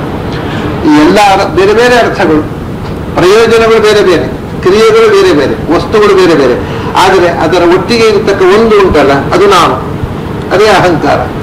ಅದರಿಂದ ಅರ್ಥಸಾಮ್ಯವೇ ಅಹಂಕಾರ. ಆಮೇಲೆ ಎರಡನೇದ್ದು ಕ್ಷಿತಿ ಮತ್ತು ಆಕಾಶ, ಭೂಮಿ ಮತ್ತು ಆಕಾಶ, ಅದರ ಕ್ವಾಲಿಟಿಯು ಅರ್ಥಸಾಮ್ಯವೇ. ಯಾಕೆಂದ್ರೆ ಪ್ರಪಂಚ ಇರುವುದಿಲ್ಲಿ. ಪ್ರಪಂಚ ಅಂದ್ರೆ ಏನು? ಇಡೀ ಬ್ರಹ್ಮಾಂಡ ಅಂದ್ರೆ ವಿಶೇಷ ಅಂತ ಹೇಳ್ತಾರೆ. ಎಲ್ಲ ಕಡೆಯೂ ಇಡೀ ಬ್ರಹ್ಮಾಂಡದಲ್ಲಿ ತುಂಬಿರತಕ್ಕಂತಹ ಒಂದು ವಸ್ತು ಅಂತಂದ್ರೆ ಮಣ್ಣು. ಮತ್ತು ಇಡೀ ಎಲ್ಲ ವಸ್ತುಗಳು ಇರುವುದೆಲ್ಲಿದ್ರೆ ಆಕಾಶದಲ್ಲಿ. ಆಕಾಶ ಬಿಟ್ಟಿನಲ್ಲಿ ಇರು ಸಾಧ್ಯ ಇಲ್ಲ. ಅದರಿಂದ ಯಾವ ವಸ್ತುವೇ ತಗೊಳ್ಳಿ, ಅದು ಎಲ್ಲಿದೆ ಅಂದ್ರೆ ಆಕಾಶ. ಯಾವುದು ಬ್ರಹ್ಮಾಂಡ ನಕ್ಷತ್ರ, ಯಾವ ನಕ್ಷತ್ರ ತಗೊಳ್ಳಿ, ಸೂರ್ಯ ತಗೊಳ್ಳಿ, ಚಂದ್ರ ತಗೊಳ್ಳಿ, ಭೂಮಿ ತಗೊಳ್ಳಿ, ಯಾವ ಎಲ್ಲಿದೆ ಆಕಾಶದಲ್ಲೇ ಇರುವುದು ಎಲ್ಲವೂ. ಆಕಾಶ ಇಲ್ಲದೆ ಇದ್ರೆ ಯಾವುದು ಇರ್ಲಿಕ್ಕೆ ಆಗೋದಿಲ್ಲ. ನಾವು ಭೂಮಿಯಲ್ಲಿ ಇದ್ದವರು ಕೂಡ ಭೂಮಿಯಲ್ಲಿ ಇರಬೇಕಾದ ಮೇಲೆ ಆಕಾಶ ಇರಬೇಕು. ಭೂಮಿಯೇ ಇದ್ಬಿಟ್ರೆ ಇಲ್ಲಿವರೆಗೂ ಹರಡಿ ತನಕ ನಾವು ನಿಂತು ಎದ್ದು ನಿಲ್ಲುವುದು ಹೇಗೆ, ನಡೆಯುವುದು ಹೇಗೆ, ಕೂಡುವುದು ಹೇಗೆ? ಅದರಿಂದ ನಾವು ಇರಬೇಕಾಗಿದ್ರೆ ಭೂಮಿ ಮತ್ತು ಆಕಾಶ ಎರಡು ಬೇಕು. ಪ್ರಪಂಚದಲ್ಲಿ ಎಲ್ಲ ವಸ್ತುವಿನ ಅಸ್ತಿತ್ವಕ್ಕೆ ಇವೆರಡು ಕಾರಣ. ಕ್ಷಿತಿ ಖಂ ಅರ್ಥ ಎಲ್ಲಕ್ಕೂ. ಆದ್ರಿಂದ ಎಲ್ಲಾ ಪದಾರ್ಥಗಳಿಗೂ ಕಾಮನ್ ಆದ ಆಧಾರ ಎರಡು, ಮಣ್ಣು ಮತ್ತು ಆಕಾಶ. ಆದ್ರಿಂದ ಅದನ್ನು ಅರ್ಥ ಸಾಮ್ಯ ಅಂತ ಕರೀತಾರೆ. ಹೀಗೆ ಅಹಂಕಾರ ಒಳಗಿನಿಂದ, ಭೂಮಿ ಮತ್ತು ಆಕಾಶ ಹೊರಗಿನಿಂದ, ಈ ಮೂರು ಸಂಗತಿಗಳು ಅರ್ಥ ಸಾಮ್ಯಗಳು. ಎಲ್ಲದರಲ್ಲಿಯೂ ಅನುವೃತ್ತವಾಗತಕ್ಕ, ಎಲ್ಲ ಅರ್ಥದಲ್ಲಿಯೂ ಅನುವೃತ್ತವಾಗತಕ್ಕಂತಹ ಸಂಗತಿಗಳು. ಇದು ಇಷ್ಟು ವಿಷಯಗಳನ್ನ ಕೃಷ್ಣ ಹೇಳ. ಆದ್ದರಿಂದ ಅದು ಅಹಂಕಾರ ಭಗವಂತ ಅಲ್ಲ, ಕ್ಷಿತಿ ಭಗವಂತ ಅಲ್ಲ, ಆಕಾಶ ಭಗವಂತ ಅಲ್ಲ, ಮನಸ್ಸಲ್ಲ, ಬುದ್ಧಿ ಅಲ್ಲ, ಅಹಂಕಾರ ಅಲ್ಲ, ಚಿತ್ತ ಅಲ್ಲ, ಚೇತನ ಅಲ್ಲ, ಮಣ್ಣಲ್ಲ, ನೀರಲ್ಲ, ಬೆಂಕಿ ಅಲ್ಲ, ಗಾಳಿ ಅಲ್ಲ, ಆಕಾಶ ಅಲ್ಲ, ಆ ಪಂಚಭೂತಗಳಿಂದ ನಿರ್ಮಾಣವಾದ ಈ ದೇಹ ಅಲ್ಲ, ದೇಹದ ಪಂಚಕೋಶಗಳು ಅಲ್ಲ, ಅನ್ನಮಯ ಕೋಶ ಅಲ್ಲ, ಪ್ರಾಣಮಯ ಕೋಶ ಅಲ್ಲ, ಮನೋಮಯ ಕೋಶ ಅಲ್ಲ, ವಿಜ್ಞಾನಮಯ ಕೋಶ ಅಲ್ಲ, ಆನಂದಮಯ ಕೋಶ ಅಲ್ಲ. ಈ ಕೋಶಗಳಲ್ಲಿ, ಈ ದೇಹದಲ್ಲಿ, ಈ ಪಂಚಭೂತಾತ್ಮಕವಾದ ಇಂದ್ರಿಯದಲ್ಲಿ, ಶರೀರದಲ್ಲಿ, ಇಂದ್ರಿಯಗಳಲ್ಲಿ ತುಂಬಿರತಕ್ಕಂಥ ಅಭಿಮಾನಿ ದೇವತೆಗಳು ಅಲ್ಲ. ಮನಸ್ಸಲ್ಲ, ಮನೋಭಿಮಾನಿಯಾದ ಶಿವನೂ ಅಲ್ಲ. ಚಿತ್ತ ಅಲ್ಲ, ಚಿತ್ತಾಭಿಮಾನಿಯಾದ ಚತುರ್ಮುಖನೂ ಅಲ್ಲ. ಇದು ಯಾವುದೂ ಅಲ್ಲ ಭಗವಂತ. ಇದು ಎಲ್ಲಕ್ಕಿಂತ ಲಕ್ಷಣವಾದ್ದು. ಭಗವಂತನನ್ನು ಅರಿಯುವುದಕ್ಕೆ ಈ negative interpretation is only possible interpretation. ನಾನು ಹೇಳಿದ್ನಲ್ಲ, ಇದು ಶಬ್ದದ ಮೂಲಕ ನಮಗೆ ಭಗವಂತನನ್ನು ಪರಿಚಯಿಸಲಿಕ್ಕಾಗುವ ಏಕಮಾತ್ರ ವಿಧಾನ. ಅದರಿಂದ ನೀವು ಓಂಕಾರ ಕೂಡ ಮೊದಲು ಏನು ಹೇಳಿ ಭಗವಂತ ಅಂದ್ರೆ ಆ ಅಂದ್ರೆ ಅಲ್ಲ. ದೇವರು ಏನು ಅಂದ್ರೆ ದೇವ್ರು ನೀನು ತಿಳ್ಕೊಂಡ ಹಾಗಲ್ಲ. ಯಾಕೆಂದ್ರೆ ನಿನಗೆ ಏನೇನು ಗೊತ್ತಿದೆ ಅದು ಯಾವುದು ಇಲ್ಲ ಅಲ್ಲಿ. ನಿನಗೆ ಗೊತ್ತಿರುವುದು ತ್ರಿಗುಣಾತ್ಮಕವಾದ ಪ್ರಪಂಚ, ತ್ರೈಗುಣ್ಯ, ಅದು ಇಲ್ಲ ಅಲ್ಲಿ. ನಿನಗೆ ಗೊತ್ತಿರುವಂತಹದ್ದು ಇಲ್ಲ ಅಲ್ಲಿ, ನಿನಗೆ ಗೊತ್ತಿರುವಂತಹದ್ದು ಅಲ್ಲ ಅದು. ಅದನ್ನು ಮತ್ತೆ ಹಾಗಾದ್ರೆ ಅದ್ರ ಸುದ್ದಿ ಬೇಡ ಅಂದ್ರೆ ಹಾಗಲ್ಲ. ಅದು ಪಾಸಿಟಿವ್ ಆಗಿ ಹೇಳಲಿಕ್ಕೆ ಬರುತ್ತೆ. ಏನು ಅಂದ್ರೆ ಅದು ಹೂ ಅಂದ್ರೆ ನಿನಗೆ ಗೊತ್ತಿರುವ ವಸ್ತುಗಳು ಎಲ್ಲಕ್ಕಿಂತಲೂ ಉತ್ತಮವಾದದ್ದು, ಎಬವ್ ಎವ್ರಿಥಿಂಗ್. ಇದು ಪಾಸಿಟಿವ್, ಅದು ಒಂಥರ ನೆಗೆಟಿವ್. ಹೂ ಅನ್ನೋದು ನೆಗೆಟಿವ್ ಸಂಗತಿಯನ್ನೇ ಪಾಸಿಟಿವ್ ಆಗಿ ಹೇಳೋದಷ್ಟೇ. ಅದು ನೆಗೆಟಿವ್, ನಿನಗೆ ಗೊತ್ತಿರುವ ಯಾವುದೂ ಅಲ್ಲ ಅದು. ಮತ್ತೆ ಅದು ಎಲ್ಲಕ್ಕಿಂತಲೂ ಎತ್ತರದಲ್ಲಿದೆ ಹೂ. ಹಾಗಾದ್ರೆ ಅದನ್ನು ಸುದ್ದಿ ಬಿಟ್ಬಿಡೋಣ. ಯಾಕಂದ್ರೆ ನನ್ಗೆ ಗೊತ್ತಿರುವಂಥದ್ದು ಅಲ್ಲ, ನನ್ಗೆ ಗೊತ್ತಾಗುವಂಥದ್ದು ಅಲ್ಲ ಅಂತ.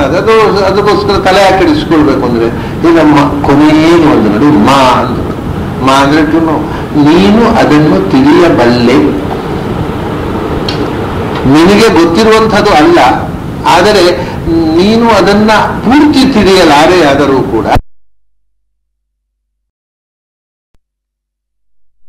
ನಿನ್ನ ತಟ್ಟೆಯಲ್ಲಿ ತುಂಬುವಷ್ಟು ಅರಿವನ್ನು ನಿನ್ನ ತುಂಬಿಸಿಕೊಳ್ಳಬಲ್ಲೆ. ಅದು ಹೀಗೆ ಸಮುದ್ರ, ಅದು ದೊಡ್ಡ ಸಮುದ್ರ. ಅದರ ನೀರನ್ನು ನೀನು ನಿನ್ನ ಮನೆಯ ಹಂಡೆಯಲ್ಲಿ ತುಂಬಿಸಿಕೊಳ್ಳಲಾರೆ. ಆದರೆ ಅಷ್ಟಕ್ಕೆ ಬೆಳಿಗ್ಗೆಯಲ್ಲಿ ಮರಳಬೇಕಾಗಿಲ್ಲ, ಅದು ಹೆಡ್ಡತನ ಆಗತ್ತೆ. ಏನು ಸ್ವಾಮಿ, ಸಮುದ್ರದಿಂದ ನೀರು ತರಬೇಕು ಅಂತ ಹೋದೆ, ಅದು ಸಮುದ್ರದ ನೀರು ಕೂಡ ತರಲಿಕ್ಕೆ ದೊಡ್ಡ ಪಾತ್ರೆ ಇರಲಿಲ್ಲ ಅಲ್ಲ. ನೀರು ಕೂಡಿದವ್ರು ನಿನ್ನ ಪಾತ್ರೆ ರೆಡಿ ಮಾಡಿ ತರ್ಬೋದಿತ್ತಲ್ಲ, ಅಷ್ಟು ತಲೆ ಇಲ್ಲ. ನಿನ್ನ ಪಾತ್ರೆಯಲ್ಲಿ ಎಷ್ಟು ತುಂಬುತ್ತೆ ತರ್ಬೋದಿತ್ತಲ್ಲ. ಅದು ಊರಲ್ಲ, ಅದು ಉಳಿಲೇ ಇಲ್ಲ ನನಗೆ. ಹಾಗೆ ಶಾಸ್ತ್ರಗಾರ ಹೇಳ್ತಾರೆ, ನಿನಗೆ ತಿಳಿಯುವಂಥದ್ದು ಅಲ್ಲ ಅಂದ್ರೆ ಬಿಟ್ಟುಬಿಡುವುದಲ್ಲ, ನಿನ್ನ ತಿಳುವಿಗೆ ಎಷ್ಟು ಎಟುಕುತ್ತೋ ಅಷ್ಟು ತಿಳ್ಕೋ ಅಷ್ಟೇ. ಪೂರ್ಣ ನಿನಗೆ ತಿಳಿಲಿಕ್ಕೆ ಆಗೋದಿಲ್ಲ ಅಂತ ಹೇಳಿದ್ದಾರೆ. ಹಾಗೆ ಎಲ್ಲ ನೀವು ಯಾವುದೇ ಶಬ್ದ ತಗೊಂಡ್ರೆ ಅದು ನೀವು ಓಂಕಾರದಿಂದ ಶುರುವಾಗುತ್ತೆ. ನೆಗೆಟಿವ್ ಆಗಿ ನಮಗೆ ಭಗವಂತನ ಪರಿಚಯಿಸಿಕೊಳ್ಳಿ. ಯಾಕಂದ್ರೆ ಶಬ್ದದ ಮೂಲಕ ಪರಿಚಯಿಸುವ ವಿಧಾನವೇ ಅದು. ಅದನ್ನ ಕೃಷ್ಣ ಅತ್ಯಂತ ಸುಂದರವಾಗಿ ನಾತ್ಮ ವಪು ಪಾರ್ಥಿವ ಇಂದ್ರಿಯಾಣಿ ದೇವಾಹ್ಯಸು ವಾಯು ಜಲಂ ಹುತಾಶಃ ಮನೋನ್ನ ಮಾತ್ರಂ ಧಿಷಣಾಚ ಸತ್ವಂ ಅಹಂಕೃತಿ ಖಂ ಕ್ಷಿತಿ ಅರ್ಥ ಸಾಮ್ಯಂ. ಇದು ಯಾವುದೂ ಅಲ್ಲ, ಪಂಚಭೂತಗಳಲ್ಲ, ಪಂಚ ತನ್ಮಾತ್ರಗಳಲ್ಲ, ಪಂಚಭೂತಾತ್ಮಕವಾದ ಪ್ರಪಂಚದಲ್ಲಿ ಈ ಶರೀರ ಅಲ್ಲ, ಪಂಚವಿಧ ಅಂತಃಕರಣಗಳಲ್ಲ, ಪಂಚ ಜ್ಞಾನೇಂದ್ರಿಯಗಳಲ್ಲ, ಪಂಚ ಕರ್ಮೇಂದ್ರಿಯಗಳಲ್ಲ. ಇದನ್ನೆಲ್ಲವನ್ನು ನಿಯಂತ್ರಿಸತಕ್ಕಂತಹ ದೇವತೆಗಳು ಯಾವುದೂ ಅಲ್ಲ. ಇದೆಲ್ಲಕ್ಕಿಂತಲೂ ಅತೀತವಾಗಿರತಕ್ಕಂಥದ್ದು ಭಗವಂತ. ಹಾಗಾದರೆ ಆ ಭಗವಂತನನ್ನು ಏನ್ ಮಾಡಬೇಕು? ತಿಳ್ಕೋಬೇಕು. ಆ ಭಗವಂತನನ್ನು ತಿಳಿಯೋದಕ್ಕೆ ಶಾಸ್ತ್ರಕಾರ ಏನು ಹೇಳ್ತಾರೆ ಅಂದರೆ, ನಿನ್ನ ಮನಸ್ಸನ್ನ ಭಗವಂತನಲ್ಲಿ ನೆಲೆಗೊಳಿಸಿ ಅದರಲ್ಲಿ ಬೇರೆ ಯಾವುದೇ ವಿಕ್ಷೇಪಗಳಿಗೆ ಅವಕಾಶ ಕೊಡದೆ ಎಲ್ಲ ಡಿಸ್ಟಾರ್ಷನ್ಸ್ಗಳಿಂದ ಅದನ್ನು ವಿಡ್ರಾ ಮಾಡಿಕೊಂಡು ಭಗವಂತನಲ್ಲಿ ನೆಲೆಗೊಳಿಸಿ ಧ್ಯಾನ ಮಾಡುವಂತ ಹೇಳ್ತಾರೆ. ಅದಕ್ಕೆ ಅಪಾವೃತೈಹಿ ಕಿಂ ಕರಣೈಹಿ ಗುಣಾತ್ಮಭಿಃ ಗುಣೋ ಭವೇತ್ ತತ್ ಸುವಿಕ್ತ ಧಾಮ್ನಃ ವಿಕ್ಷಿಪ್ಯಮಾಣೈಃ ಉತ ಕಿನ್ನು ದೂಷಣಂ ಘನೈಃ ಉಪೇತೈಃ ವಿಗತೈಃ ರವೇ ಕಿಂ. ಭಾರಿ ವಿಚಿತ್ರವಾದ ಒಂದು ಮಾತು ಹೇಳ್ತಾರೆ, ಮನಸ್ಸನ್ನ ಸ್ವಚ್ಛಗೊಳಿಸು ಅಂತೀರಿ ನೀವು. ಭಗವಂತನನ್ನು ತಿಳ್ಕೊಳ್ಬೇಕಾದ್ರೆ ಮನಸ್ಸನ್ನು ಸ್ವಚ್ಛಗೊಳಿಸಬೇಕು ಅಂತ. ಇದು ಒಂದು ಪ್ರಶ್ನೆ. ಭಗವಂತ ಅಂದರೆ ಇಟ್ ಈಸ್ ಜಸ್ಟ್ ಲೈಕ್ ಸನ್. ಸೂರ್ಯನಿಗೆ ಆಕಾಶದಲ್ಲಿ ಮೋಡ ಇದ್ರೆ ಏನು, ಮೋಡ ಹೋದ್ರೆ ಏನು? ಸೂರ್ಯನ ಬೆಳಕಿಗೆ, ಸೂರ್ಯನ ಅಸ್ತಿತ್ವಕ್ಕೆ ಯಾವ ಲೇಪವೂ ಇಲ್ಲ. ಮೋಡಗಳಿಂದ ಸೂರ್ಯನಿಗೆ ಏನಾದರೂ ಕೊರತೆ ಉಂಟಾ? ಸೂರ್ಯನ ಅಸ್ತಿತ್ವಕ್ಕೆ ಅಪಾವೃತಿ ಅಂದ ಘನೈಹಿ ಉಪೇತೈಹಿ, ಮೋಡಗಳು ಗಡಿದರೆ ಏನು ಆಕಾಶದಲ್ಲಿ, ಅಥವಾ ವಿಗತೈಹಿ ಮೋಡಗಳು ಹೋದರೆ ರವೇ ಕಿಂ, ಸೂರ್ಯನಿಗೆ ಏನಾಗುತ್ತೆ? ಮೋಡ ಇದ್ದದ್ರಿಂದ ಸೂರ್ಯನಿಗೆ ಏನಾದ್ರು ಪ್ರಾಬ್ಲಮ್ ಉಂಟಾ? ಅಥವಾ ಮೋಡ ಹೋದದ್ರಿಂದ ಅವನಿಗೆ ಆರಾಮಾಯ್ತು ಅಂತ ಉಂಟು? ಏನಿಲ್ಲ. ಅವನಿಗೆ ಮೋಡಗಳ ಸಂಬಂಧವೇ ಇಲ್ಲ, ಅವನಿಗೆ ಇರ್ಲಿರ್ತಾರೆ. ಹೌದಪ್ಪ, ಮೋಡಗಳಿಂದ ಮೋಡಗಳು ಆಕಾಶದ ಇದ್ರೂ ಸೂರ್ಯನಿಗೇನು ಬಾಧಕ ಇಲ್ಲ, ಇಲ್ಲದೆ ಇದ್ರೂ ಬಾಧಕ ಇಲ್ಲ. ಅದು ನಿನಗೂ ಬಾಧಕ ಉಂಟಲ್ಲ. ನಿನಗೆ ಮೋಡ ತುಂಬಿದ್ರೆ ಸೂರ್ಯ ಕಾಣೋದಿಲ್ಲ. ಅದರಿಂದ ಅವನಿಗೋಸ್ಕರ ಅಲ್ಲ, ನಿನಗೋಸ್ಕರ ನೀನು ಸ್ವಚ್ಛ ಮಾಡಬೇಕಾಗತ್ತೆ ಅಂತ. ಕ್ಲೀನಿಂಗ್ ಪ್ರೋಸೆಸ್ ಅದನ್ನ ಹೇಳ್ತಾನೆ. ಮೊದಲು ಹೇಳ್ತಾನೆ ಭಗವಂತನ ಮಟ್ಟಿಗೆ ಏನಿಲ್ಲ. ಅಪಾವೃತೈಹಿ ಹೇಳ್ತಾನೆ ಕಿಂ ಕರಣೈಹಿ ಸಮಾಹಿತೈಹಿ ಅಪಾವೃತೈಹಿ ಮನಸ್ಸನ್ನ, ಇಂದ್ರಿಯಗಳನ್ನ ಭಗವಂತನಲ್ಲಿ ನೆಲೆಗೊಳಿಸಬೇಕು. ಕರಣೈಹಿ ಸಮಾಹಿತೈಹಿ ಕಿಂ, ಭಗವಂತನಲ್ಲಿ ನೆಲೆಗೊಳಿಸಿದ ಮನಸ್ಸಿನಿಂದ ಏನು ಏನು ಭಗವಂತನಿಗೆ ಗುಣ ಏನು? ನೆಲೆಗೊಳಿಸಿದ್ರಿಂದ ಭಗವಂತನಿಗೆ ಏನಾದ್ರು ಉಪಕಾರ ಆಯ್ತಾ? ನಾವೆಲ್ಲ ದೇವರು ಉಪಕಾರ ಮಾಡುವುದು ಅಂತ ತಿಳ್ಕೋಬೇಡ ಅಂತ. ನೀನು ಮನಸ್ಸನ್ನು ಭಗವಂತನ ನೆಲೆಗೊಳಿಸಿದ್ರಿಂದ ಭಗವಂತನಿಗೇನು ಉಪಕಾರ ಇಲ್ಲ. ನೆಲೆಗೊಳಿಸದೆ ನಿನ್ನ ಮನಸ್ಸಿನಲ್ಲಿ ಬೇಡವಾದ ವಿಷಯಗಳನ್ನು ತುಂಬಿಕೊಂಡದ್ದು ಭಗವಂತನಿಗೇನು ನಷ್ಟವೂ ಇಲ್ಲ. ಅಂದ್ರೆ ಸಮಾಹಿತೈಹಿ ಕಿಂ ಕರಣೈಹಿ ಗುಣಾತ್ಮಭಿಹಿ. ಆ ಗುಣಾತ್ಮಭಿಹಿ ಅಂದ್ರೆ, ಗುಣ ಅಂದ್ರೆ ಪ್ರಪಂಚದ ವಿಷಯಗಳು. ಪ್ರಪಂಚದ ವಿಷಯಗಳನ್ನೇ ಆಪ್ನುವಂತೀತಿ ಗುಣಾತ್ಮನ, ಪ್ರಪಂಚದ ವಿಷಯಗಳನ್ನೇ ಯೋಚಿಸ್ತಕ್ಕಂಥ ಈ ಮನಸ್ಸನ್ನ ಆ ವಿಷಯಗಳಿಂದ ವಿಡ್ರಾ ಮಾಡಿ ಭಗವಂತನನ್ನು ನೆಲೆಗೊಳಿಸಿದ್ದರಿಂದ ಭಗವಂತನಿಗೆ ಏನು ಲಾಭ? ಅವನಿಗೆ ಏನಿಲ್ಲ. ಸಮಾಹಿತೈಹಿ ಕಿಂ ಕರಣೈಹಿ ಗುಣಾತ್ಮಭಿಹಿ ಗುಣೋ ಭವೇತ್. ಭಗವಂತನಿಗೆ ಏನು ಗುಣ ಅದರಿಂದ? ಯಾಕೆಂದ್ರೆ ಸುವಿವಿಕ್ತ ಧಾಮ್ನಃ, ಅವನು ಇದರಿಂದ ಪೂರ್ತಿ ಭಿನ್ನವಾದ ತೇಜಸ್ಸಿನ ಪುಂಜ. ಅವನು ಆ ಬೆಳಕಿಗೆ ಇದು ಏನೂ ಕೂಡ ಲೇಪವೇ ಇಲ್ಲ, ಸಂಬಂಧವೇ ಇಲ್ಲ. ಮೋಡ ಇರುವುದು ಇಲ್ಲೇ, ಅವನು ಎಲ್ಲಿ ಲಕ್ಷ ಲಕ್ಷ ಮೈಲುಗಳ ದೂರದಲ್ಲಿದ್ದಾರೆ. ಭೂಮಿಯಿಂದ ಕೆಲವೇ ಮೈಲುಗಳ ಅಂತರದಲ್ಲಿ ಮೋಡ ಇದೆ. ಅದು ಸೂರ್ಯನಿಗೆ ಅಡ್ಡುವುದೇ ಇಲ್ಲ. ಅದು ಮೋಡ ನಮಗೆ ಮಾತ್ರ ಮೋಡ ಅಡ್ಡಾಯ್ತು, ಸೂರ್ಯ ಕಾಣೋದಿಲ್ಲ ಅಂತೇವೆ. ಆದರೆ ಸೂರ್ಯನಿಗೆ ಮತ್ತು ಮೋಡಕ್ಕೆ ಮಧ್ಯದಲ್ಲಿ ಇರತಕ್ಕ ಅಂತರ ಎಷ್ಟು? ಸೂರ್ಯನ ಹತ್ತಿರವೂ ಸುಳಿಯೋದಿಲ್ಲ ಮೋಡ. ನಮಗೆ ವಿಮಾನದಲ್ಲಿ ಹೋಗುವಾಗ ಗೊತ್ತಾಗತ್ತೆ, ಮೋಡ ಕೆಳಗಿದೆ, ಸೂರ್ಯ ಮೇಲೆ ಇದ್ದಾನೆ. ನಾವು ಮೋಡದಿಂದ ಮೇಲೆ ಇರ್ತೇವೆ, ಆಗ ಓಹೋ ಸೂರ್ಯನಿಗೆ ಮೋಡದಲ್ಲಿ ಏನೂ ಇಲ್ಲ ಅಂತ ವಿಮಾನದಲ್ಲಿ ಸಂಚರಿಸಿದವರಿಗೆ ಗೊತ್ತಾಗತ್ತೆ. ನೀವು ಹೇಳ್ತಾರೆ ಋಷಿಗಳು, ಸೂರ್ಯನಿಗೆ ಏನು ಸಂಬಂಧ? ಘನೈಹಿ ಉಪೇತೈಹಿ, ಅಲ್ಲಿ ಆಕಾಶದಲ್ಲಿ ಮೋಡಗಳು ತುಂಬಿದರೆ ರವೇ ಕಿಂ, ಸೂರ್ಯನಿಗೇನು ಲೇಪ? ಆ ಅಪೇತೈಹಿ, ಅವು ಮೋಡಗಳೆಲ್ಲ ಸರಿದವು, ಸೂರ್ಯನಿಗೇನು ಹೋಯಿತು? ಸೂರ್ಯನಿಗೇನು ಬಂದದ್ದು ಇಲ್ಲ, ಹೋದದ್ದು ಇಲ್ಲ. ಯಾಕೆಂದ್ರೆ ಸುವಿವಿಕ್ತ ಧಾಮ್ನಃ, ಅವನು ಇದಕ್ಕಿಂತ ತೀರ ವಿಲಕ್ಷಣವಾದ ಬೆಳಕಿನ ಪುಂಜ. ಅವನಿಗೆ ಯಾವ ಲೇಪವೂ ಇಲ್ಲ. ಯಾಕೆಂದ್ರೆ ಅದು ವಿಕ್ಷಿಪ್ಯಮಾಣಿ.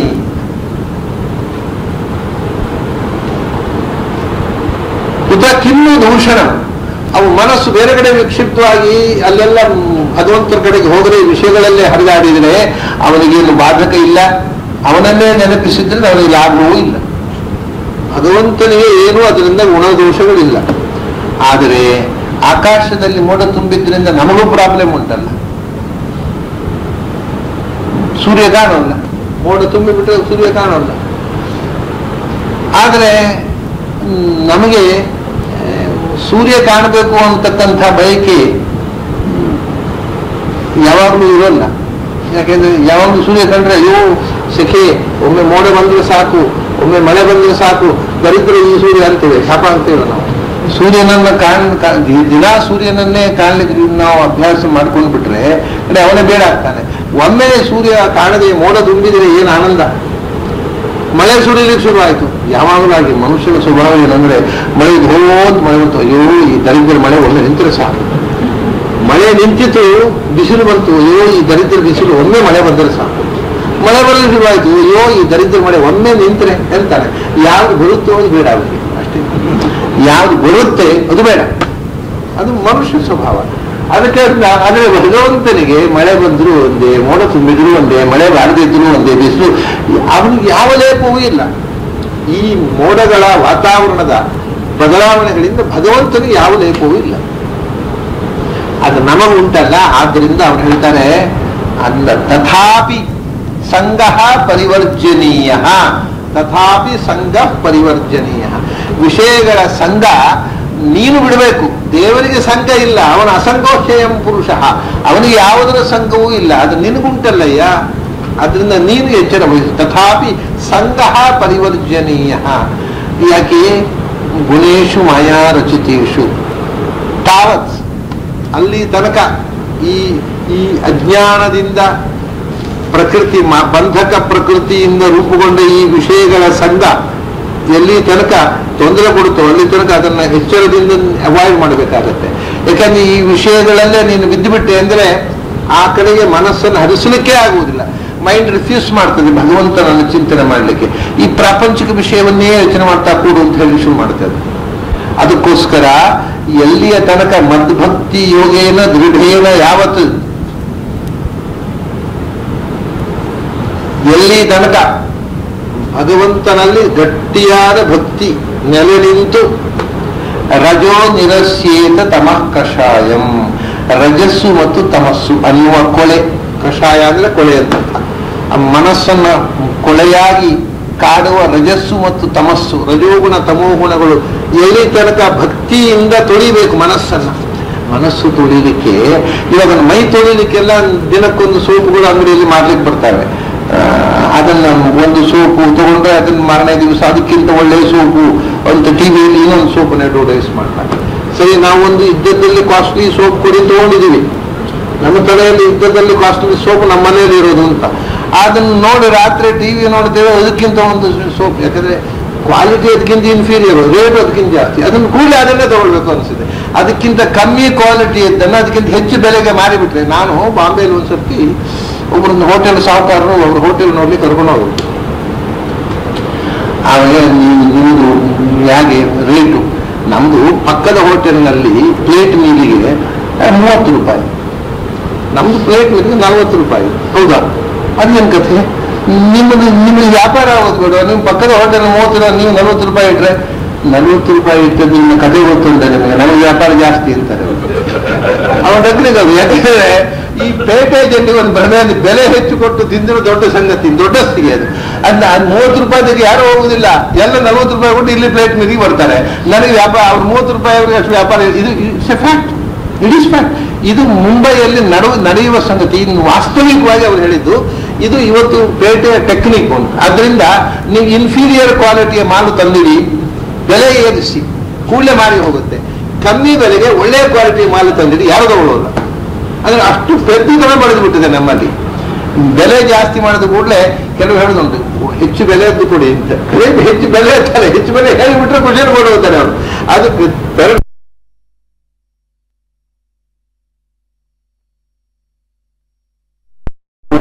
ನಿಮಗೋಸ್ಕರ ಇಟ್ಟಿದ್ದೆ, ಇದು ತುಂಬಾ ಡಿಮಾಂಡ್ ಇತ್ತು, ನಿಮ್ಗೂ ಅದು ಯಾರು ಬಿಟ್ಟು ಹೋದ ಸಾಮಾನನ್ನು ಕೊಟ್ಟು ಬೆಲೆ ಜಾಸ್ತಿ ಹೇಳಿಬಿಡಿ. ಪೆದ್ದುಗಳು ಅದನ್ನೇ ಕೊಂಡು ಹೋಗ್ತಾರೆ. ಬೆಲೆ ನಿಮಗೋಸ್ಕರ ತೆಗೆದಿಟ್ಟಿದ್ದೇನೆ, ಬೆಲೆ ಸ್ವಲ್ಪ ಜಾಸ್ತಿ, ಅದೇ ಹುಡಿ. ಹಾಗೆ ಅದರಿಂದ ಇದು ನಮ್ಮ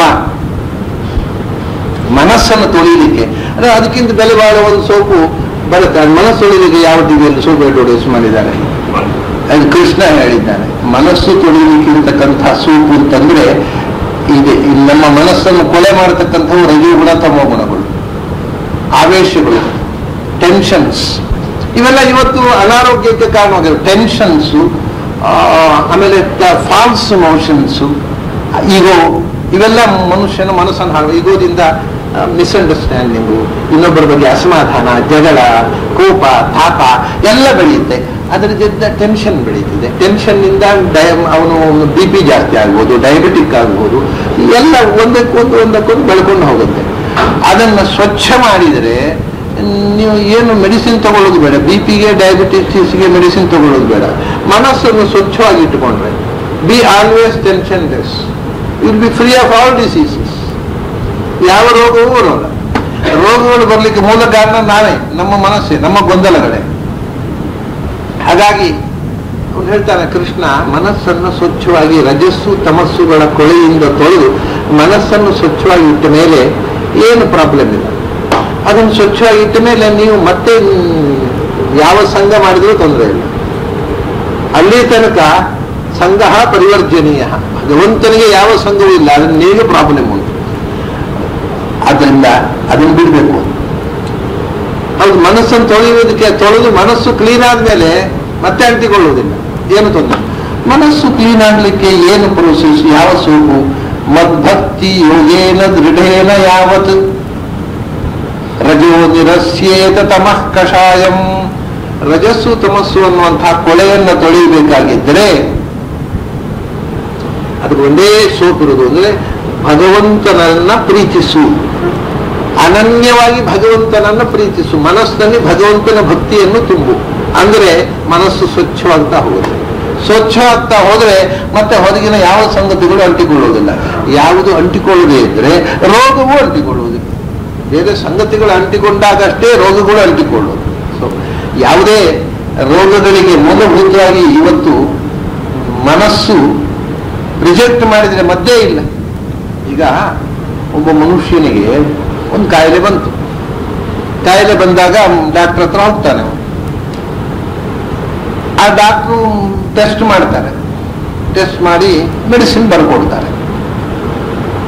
ಈ ಪೇಷಂಟಿಗೆ ಅದು ಏನೋ ಒಂದು ಇವನಿಗೊಂದು ಭ್ರಮೆ, ಏನೋ ಅವರೊಂದು ಮೆಡಿಸಿನ್ ಬರ್ಕೊಟ್ರು, ಇವನಿಗೇನು ಗೊತ್ತುಂಟಾ, ಇವನು ಹೋಗಿ ಕೆಲವು ಹೇಳಿದಾಗ ಡಾಕ್ಟ್ರೆ ಒಂದು ಸೂಜಿ ಚುಚ್ಚಿರಿ, ಆ ಸೂಜಿ ಚುಚ್ಚಿ ಇವರು ಮಿಕ್ಸ್ಚರ್ ಕೊಟ್ರೆ ಆ ಡಾಕ್ಟರ್ ಹೇಳಿಲ್ಲ, ಸೂಜಿ ಚುಚ್ಚಿರಿ ಹೋಗೋದಿಲ್ಲ, ಅವರಿಗೆ ಮಿಕ್ಸ್ಚರ್ ಕೊಡ್ತಾರೆ ಅಂತ. ಅಂದ್ರೆ ಇದು ಇವನೇ ಏನ್ ಬೇಕು ಅಂತ ಅನ್ನೋದನ್ನ ಇವನ ಮನಸ್ಸಿನಲ್ಲೇ ತೀರ್ಮಾನ ಮಾಡಿಕೊಂಡು ಡಾಕ್ಟರ್ಗಿಂತ ತಾನೇ ಎಕ್ಸ್ಪರ್ಟ್ ಅನ್ನೋ ಹಾಗೆ ಬಿಹೇವ್ ಮಾಡ್ತಾರೆ ಕೆಲವರು ಪೇಷಂಟ್ಸ್.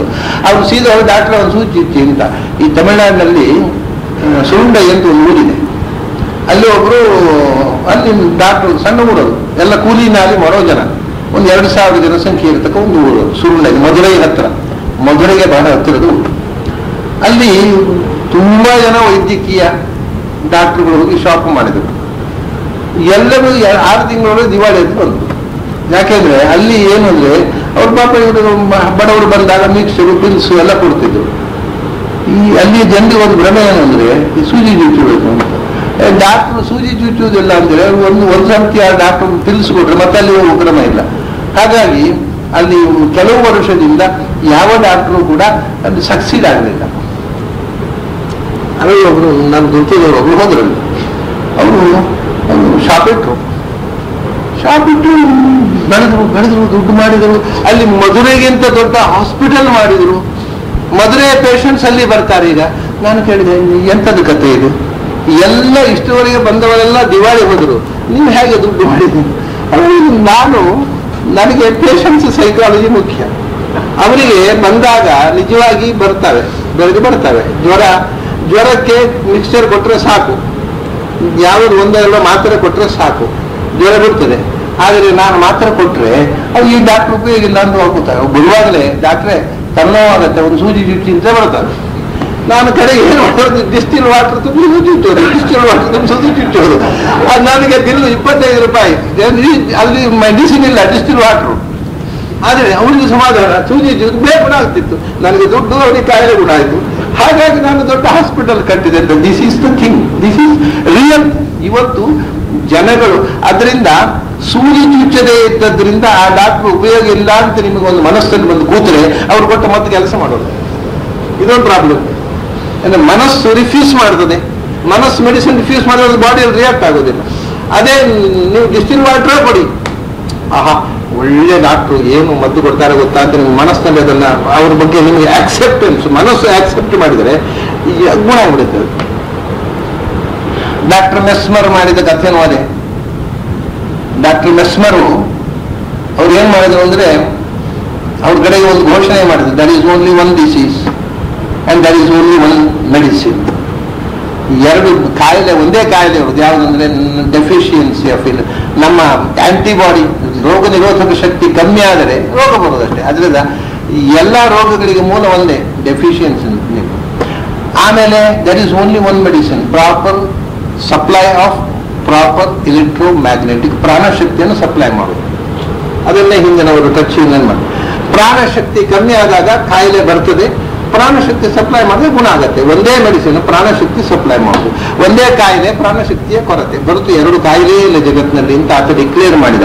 ಅವನು ಏನು ಅಂದ್ರೆ ಒಂದು ಟೆಸ್ಟ್ ಮಾಡಿದ ಡಾಕ್ಟರ್ ಆಗಿ. ಅವನ ಕಡೆಗೆ ಅಲ್ಲಿ ಮೆಡಿಕಲ್ ಅಸೋಸಿಯೇಷನ್ ಅವರು ಆತನನ್ನ ಬಹಿಷ್ಕಾರ ಹಾಕಿದ್ರು, ಮೂಢನಂಬಿಕೆ ಅಂತ ಹೇಳಿಕೊಂಡು. ಆದ್ರೆ ಏನಾಯ್ತು ಅಂದ್ರೆ ಅವನ ರೋಗಿಗಳು ಬಂದ್ರು. ಅವನು ಏನ್ ಮಾಡಿದ, ಒಂದು 6 ಜನ ರೋಗಿಗಳು ಬಂದ್ರೆ 3 ಜನರಿಗೆ ನಿಜವಾದ ಮೆಡಿಸಿನ್ ಕೊಟ್ಟ, ಮತ್ತೆ 3 ಜನರಿಗೆ ಬರೇ ಬಿಸಿನೀರು, ಬಣ್ಣದ ನೀರು ಕೊಟ್ಟ. ಏನು ಮೆಡಿಸಿನ್ ಇಲ್ಲ ಅದರಲ್ಲಿ. ಅವನಿಗೆ ಟೆಸ್ಟ್ ಮಾಡಬೇಕಿತ್ತು, ಅವನು ಕೊಟ್ಟ. ಬಿಸಿನೀರು ಇಟ್ಕೊಂಡವರು ಹೊರಗಿನ ಒಂದು ಡಾಕ್ಟ್ರೆ ನಿನ್ನೆ ಕೊಟ್ಟ ಮದ್ದು ಕೊಡಿ ಒಳ್ಳೆದಾಯ್ತು, ಅದೇ ಮದ್ದು ಕೊಡಿ ಬಂದ್ರು ಇವರು. ಇವರೇ ಸರಿಯ ಅವರಿಗೆ ಡಾಕ್ಟರ್ ಮದ್ದು ಕೊಟ್ಟಿದ್ದಾರೆ ಅನ್ನುವ ಸೈಕಾಲಜಿ ಕೆಲಸ ಕೊಟ್ಟದ್ದು ಬಿಸಿನೀರು. ಅವನು ಹೇಳ್ತಾನೆ, ನಾನು ಮೆಡಿಸಿನ್ ಕೊಟ್ಟವರಿಗೂ ಜ್ವರ ಗುಣ ಆಯ್ತು, ಖಾಲಿ ವಾಟರ್ ಕೊಟ್ಟವರಿಗೂ ಜ್ವರ ಗುಣ ಆಯ್ತು. ಯಾಕಂದ್ರೆ ಇಬ್ಬರಿಗೂ ನಾನು ವಾಟರ್ ನೀರು ಅಂತ ಹೇಳಲಿಲ್ಲ, ಮೆಡಿಸಿನ್ ಅಂತ ಕೊಟ್ಟಿದ್ದೀನಿ, ಇಬ್ಬರಿಗೂ ಗುಣ ಆಯ್ತು.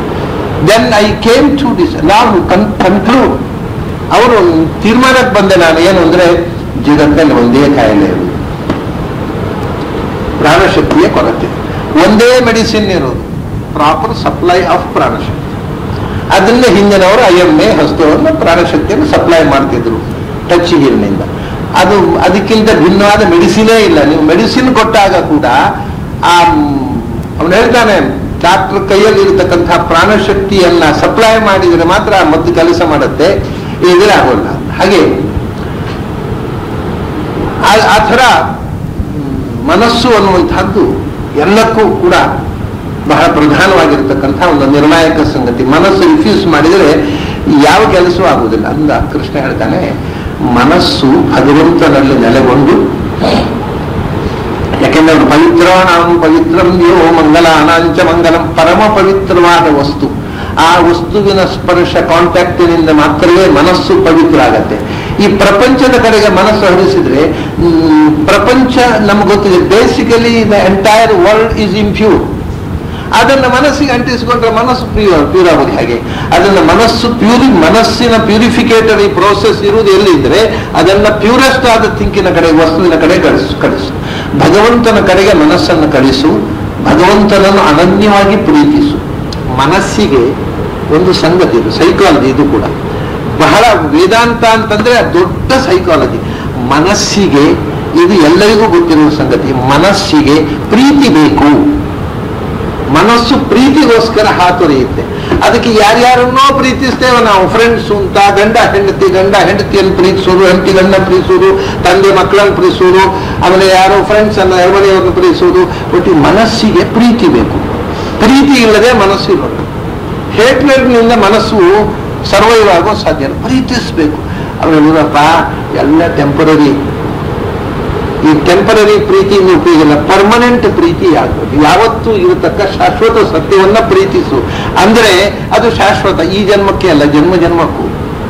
ನೀನು ಯಾವುದೋ ಒಂದು ನಶ್ವರವಾಗಿರತಕ್ಕಂಥ ವ್ಯಕ್ತಿಯನ್ನು ಪ್ರೀತಿಸಿದರೆ ಆ ವ್ಯಕ್ತಿ ಸತ್ತ ಮೇಲೆ ಏನ್ ಮಾಡ್ತಿ? ಅದು ನೀವೇ ಮೊದಲು ಸತ್ತರೆ ಮುಂದಿನ ಜನ್ಮಕ್ಕೆ ಏನ್ ಮಾಡ್ತಿ? ಮುಂದಿನ ಜನ್ಮಕ್ಕೆ ಆ ವ್ಯಕ್ತಿಯನ್ನು ಪ್ರೀತಿಸ್ತೀಯ? ಗೊತ್ತೇ ಇಲ್ಲ ಯಾರನ್ನು ಪ್ರೀತಿಸಿದ್ದೇನೆ.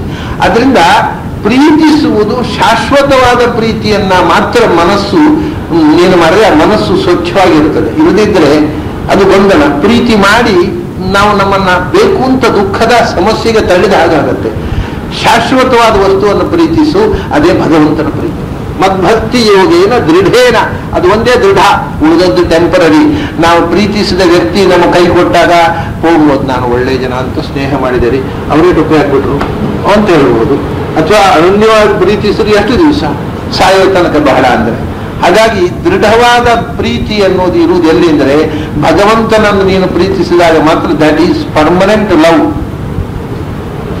ಅದು ದೃಢ ಮದ್ಭಕ್ತಿ ಯೋಗಿ. ಅದರಿಂದ ಮಾತ್ರವೇ ರಜಸ್ಸು ಮತ್ತು ತಮಸ್ಸಿನ ಕೊಳೆಯನ್ನು ತೊಳೆದು ಮನಸ್ಸು ಸ್ವಚ್ಛವಾಗತ್ತೆ.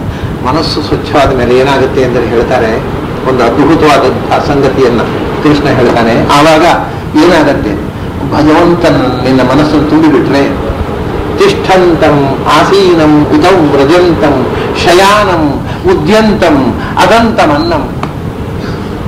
ಆವಾಗ ನಿನಗೆ ನಿನ್ನ ಪರಿವೆಯೇ ಇರುವುದಿಲ್ಲ. ತಿಷ್ಠಂತಂ ನಿಂತಿದ್ದರೆ, ಏನು ಸ್ವಾಮಿ ನಿಂತಿದ್ದೀರಿ? ಹೌದಾ, ನಾನು ನಿಂತುಕೊಂಡಿದ್ದೇನಾ? ಆಸೀನಂ ಕೂತ್ಕೊಂಡಿರ್ತಾನೆ. ಏನು ಸ್ವಾಮಿ ಇಲ್ಲೇ ಕೂತಿದ್ದೀವಿ ಇನ್ನು? ಹೌದಾ, ನಾನು ಇಲ್ಲೇ ಕೂತಿದ್ದೇನಾ? ಆಯ್ತು, ಹೋಗ್ತೀನಿ.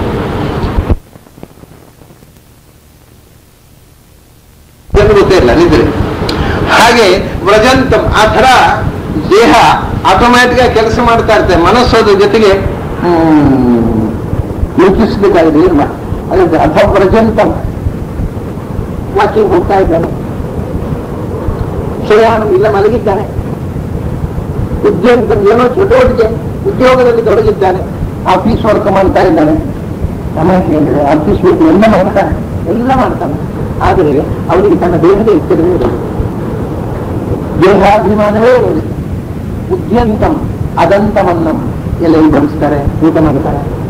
ಅವರು ಊಟ ಮಾಡ್ತಾರೆ, ಎಲ್ಲರೂ ಹಾಗೆ ಅವರು ಊಟ ಮಾಡ್ತಾನೆ. ಆದರೆ ಅವನು ಊಟ ಮಾಡ್ತಾ ಇದ್ದೇನೆ, ಅದು ಏನೋ ಗೋಧಿನಲ್ಲಿ ಪದಾರ್ಥ. ನಾನು ನಮ್ಮ ಅಭಿವೃದ್ಧಿ ಸ್ವಾಮಿಗಳ ಕಥೆ ಹೇಳ್ತಿದ್ದಾನೆ.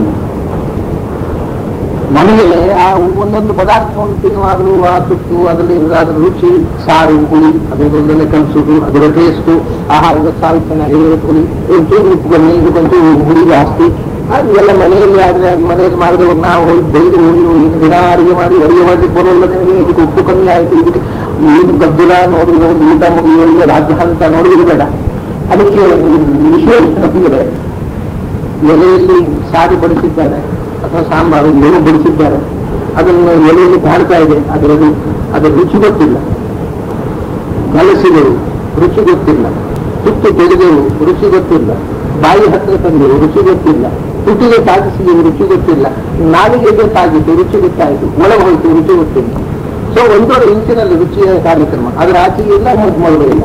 ಈ ಒಂದರ ಇಂಚಿನಲ್ಲಿ ಇಷ್ಟೆಲ್ಲ ನನಗೆ ರುಚಿ ಯಾಕೆ ಮಾಡಿ, ಅದು ಒಗ್ಗರಣೆ ಕಮ್ಮಿ ಆಯ್ತು, ಇವತ್ತು ಮಸಾಲೆ ಕಮ್ಮಿ ಆಯ್ತು, ಇವತ್ತು ಉಪ್ಪು ಕಮ್ಮಿ ಆಯ್ತು.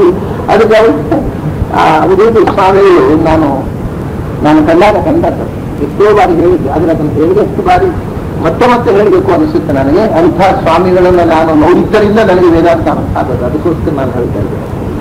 ಅವರು ನನ್ನನ್ನು ಕೂಡಿಸ್ಕೊಳ್ತಿದ್ದೆ, ಅವರು ಪಂಕ್ತಿಯಲ್ಲಿ ಊಟ ಮಾಡ್ತಿರ್ಲಿಲ್ಲ, ಒಳ ಕೂತು ಊಟ ಮಾಡುವರು.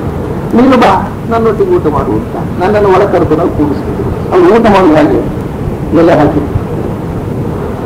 ಜಪಸರ ಹಿಡ್ಕೊಂಡು ಜಪ ಮಾಡ್ತಾ ಕೊಟ್ಟರು. ಅನ್ನ ಬಂತು, ಇಲ್ಲಿ ಬಂದು ತೋರಿಸಿ ಜಪ ಮಾಡ್ತಾ ಕೊಟ್ಟರು. ಸಾರು ಬಂತು, ಅದನ್ನೇ ತೋರಿಸಿ ಜಪ ಮಾಡ್ತಾ ಕೊಟ್ಟರು. ಸಾಂಬಾರು ಬಂತು, ಮತ್ತೊಂದು ಎಣ್ಣೆ ತೋರಿಸಿ ಜಪ ಮಾಡ್ತಾ ಕೊಟ್ಟರು. ಪಾಯಸ ಬಂತು, ಮತ್ತೊಂದು ಎಣ್ಣೆ ತೋರಿಸಿ ಜಪ ಮಾಡಿ. ಇದು ನಾನು ಕಂಡಾಗ ನೋಡಿದ್ದೆ. ಆಮೇಲೆ ನಾನು ಹಾಗೆ ಕೂತ್ಕೊಳ್ತಿರ್ಲಿಲ್ಲ. ಅವ್ರು ಹೇಳೋರು, ನನ್ನನ್ನು ಕಾದ್ರೆ ಆಗ್ಲಿಲ್ಲ, ನೀನು ಊಟ ಮಾಡು ಅಂತ. ನನ್ನನ್ನು ಊಟ ಮಾಡಿಸ್ತಿದ್ರು, ನೀನು ಊಟ ಮಾಡು ಅಂತ ನನ್ನ ಹತ್ರ ಊಟ ಮಾಡಿಸ್ತಿದ್ರು.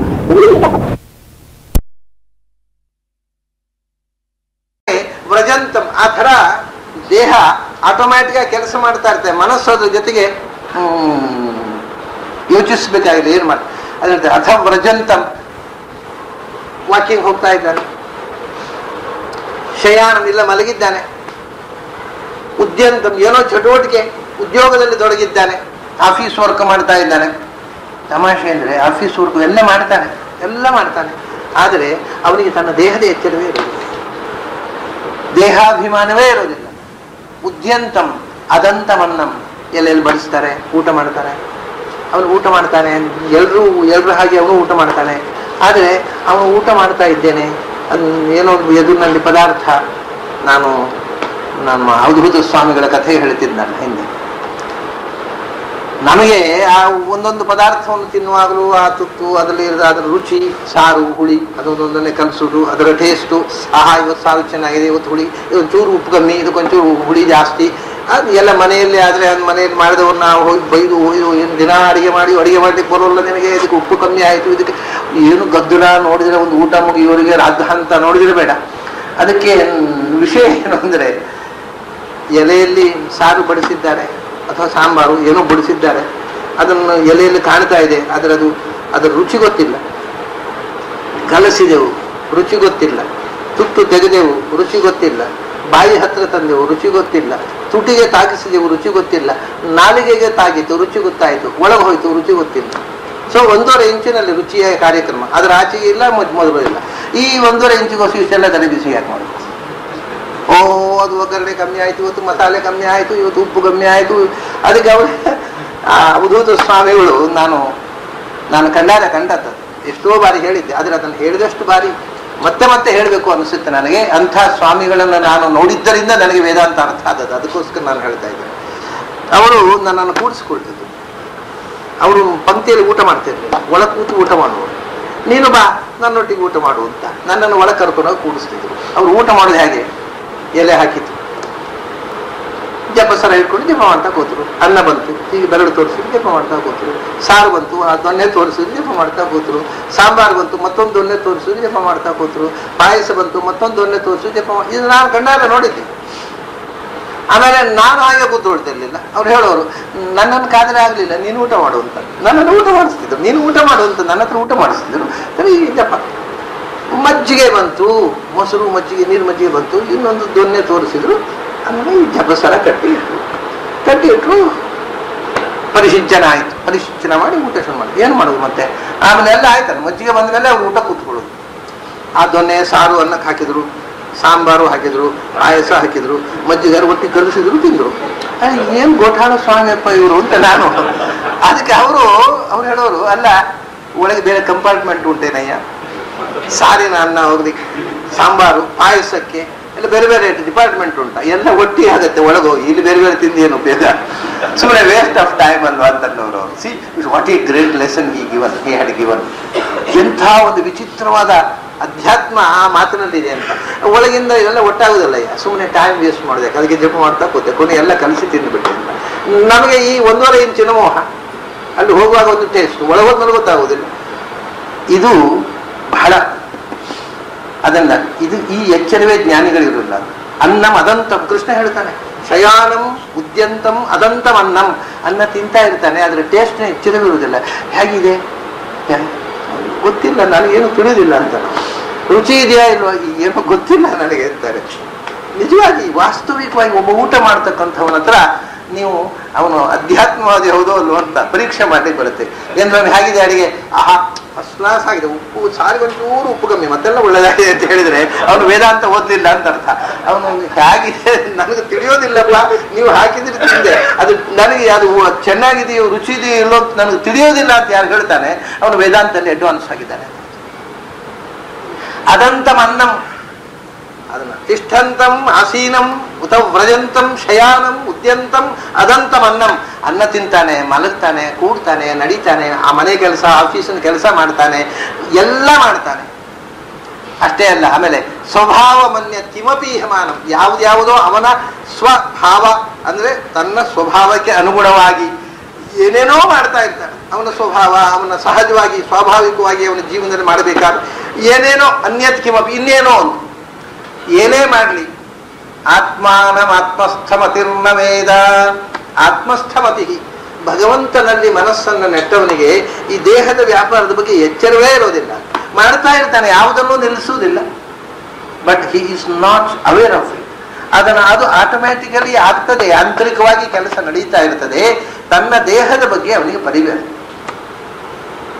ಯಾಕೆ ಯಂ ಪ್ರವ್ರಜಂತಂ ಅನುಪೇತಂ, ಪ್ರಾರಂಭದಲ್ಲಿ ಇದೇ ಮಾತಾಡಿದ್ದಾರೆ. ಶುಕಾಚಾರ್ಯನ ವರ್ಣನೆ ಮಾಡುವಾಗ ಅನುಪೇತಂ ಅಂದ್ರೆ ಹೆಚ್ಚಿನ ಅವರು ಹಿಂದೆ ಹೇಳಿದ್ದೆ ನಾನು, ಉಪನಯನ ಆಗಲಿಲ್ಲ ಶುಕಾಚಾರ್ಯ ಅಂತ ಅರ್ಥವಿದೆ. ಅನುಪೇತಂ ಅಂದ್ರೆ ಉಪನಯನ ರಹಿತಂ ಅಂತ, ಹಾಗರ್ಥ ಅಲ್ಲ. ಅನುಪೇತಂ ದೇಹಾದಿಭಿ, ದೇಹರಹಿತ ಅಂತ ಅರ್ಥ.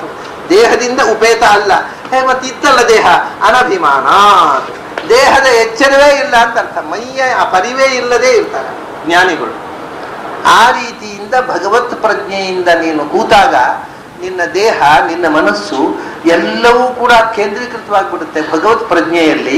ಎಲ್ಲ ನಡೀತದೆ, ಇಲ್ಲಿ ಲೌಕಿಕವಾಗಿ ಎಲ್ಲವೂ ನಡೀತದೆ. ಆದರೆ ಯಾವುದರ ಬಗ್ಗೆಯೂ ನಿನಗೆ ಕೇಳಿದರೆ, ಹೌದಾ ನಾನು ಕೂತಿದ್ನೇ ಇಲ್ಲಿ, ಕೇಳುವಷ್ಟರ ಮಟ್ಟಿಗೆ ಇನ್ನೋಸೆಂಟ್ ಆಗಿರ್ತಾನೆ. ಏನು ಇಲ್ಲೇ ಕೂತಿದ್ದೀರಿ, ಹೌದಾ, ಓ ನಾನು ಕೂತಿದ್ನೇ ಇಲ್ಲಿ ಅಂತಾನೆ ಅವ. ಇನ್ನು ಸ್ವಲ್ಪ ಒಂದು ಸುತ್ತ ಕಮ್ಮಿ ಕಾಣುತ್ತೆ.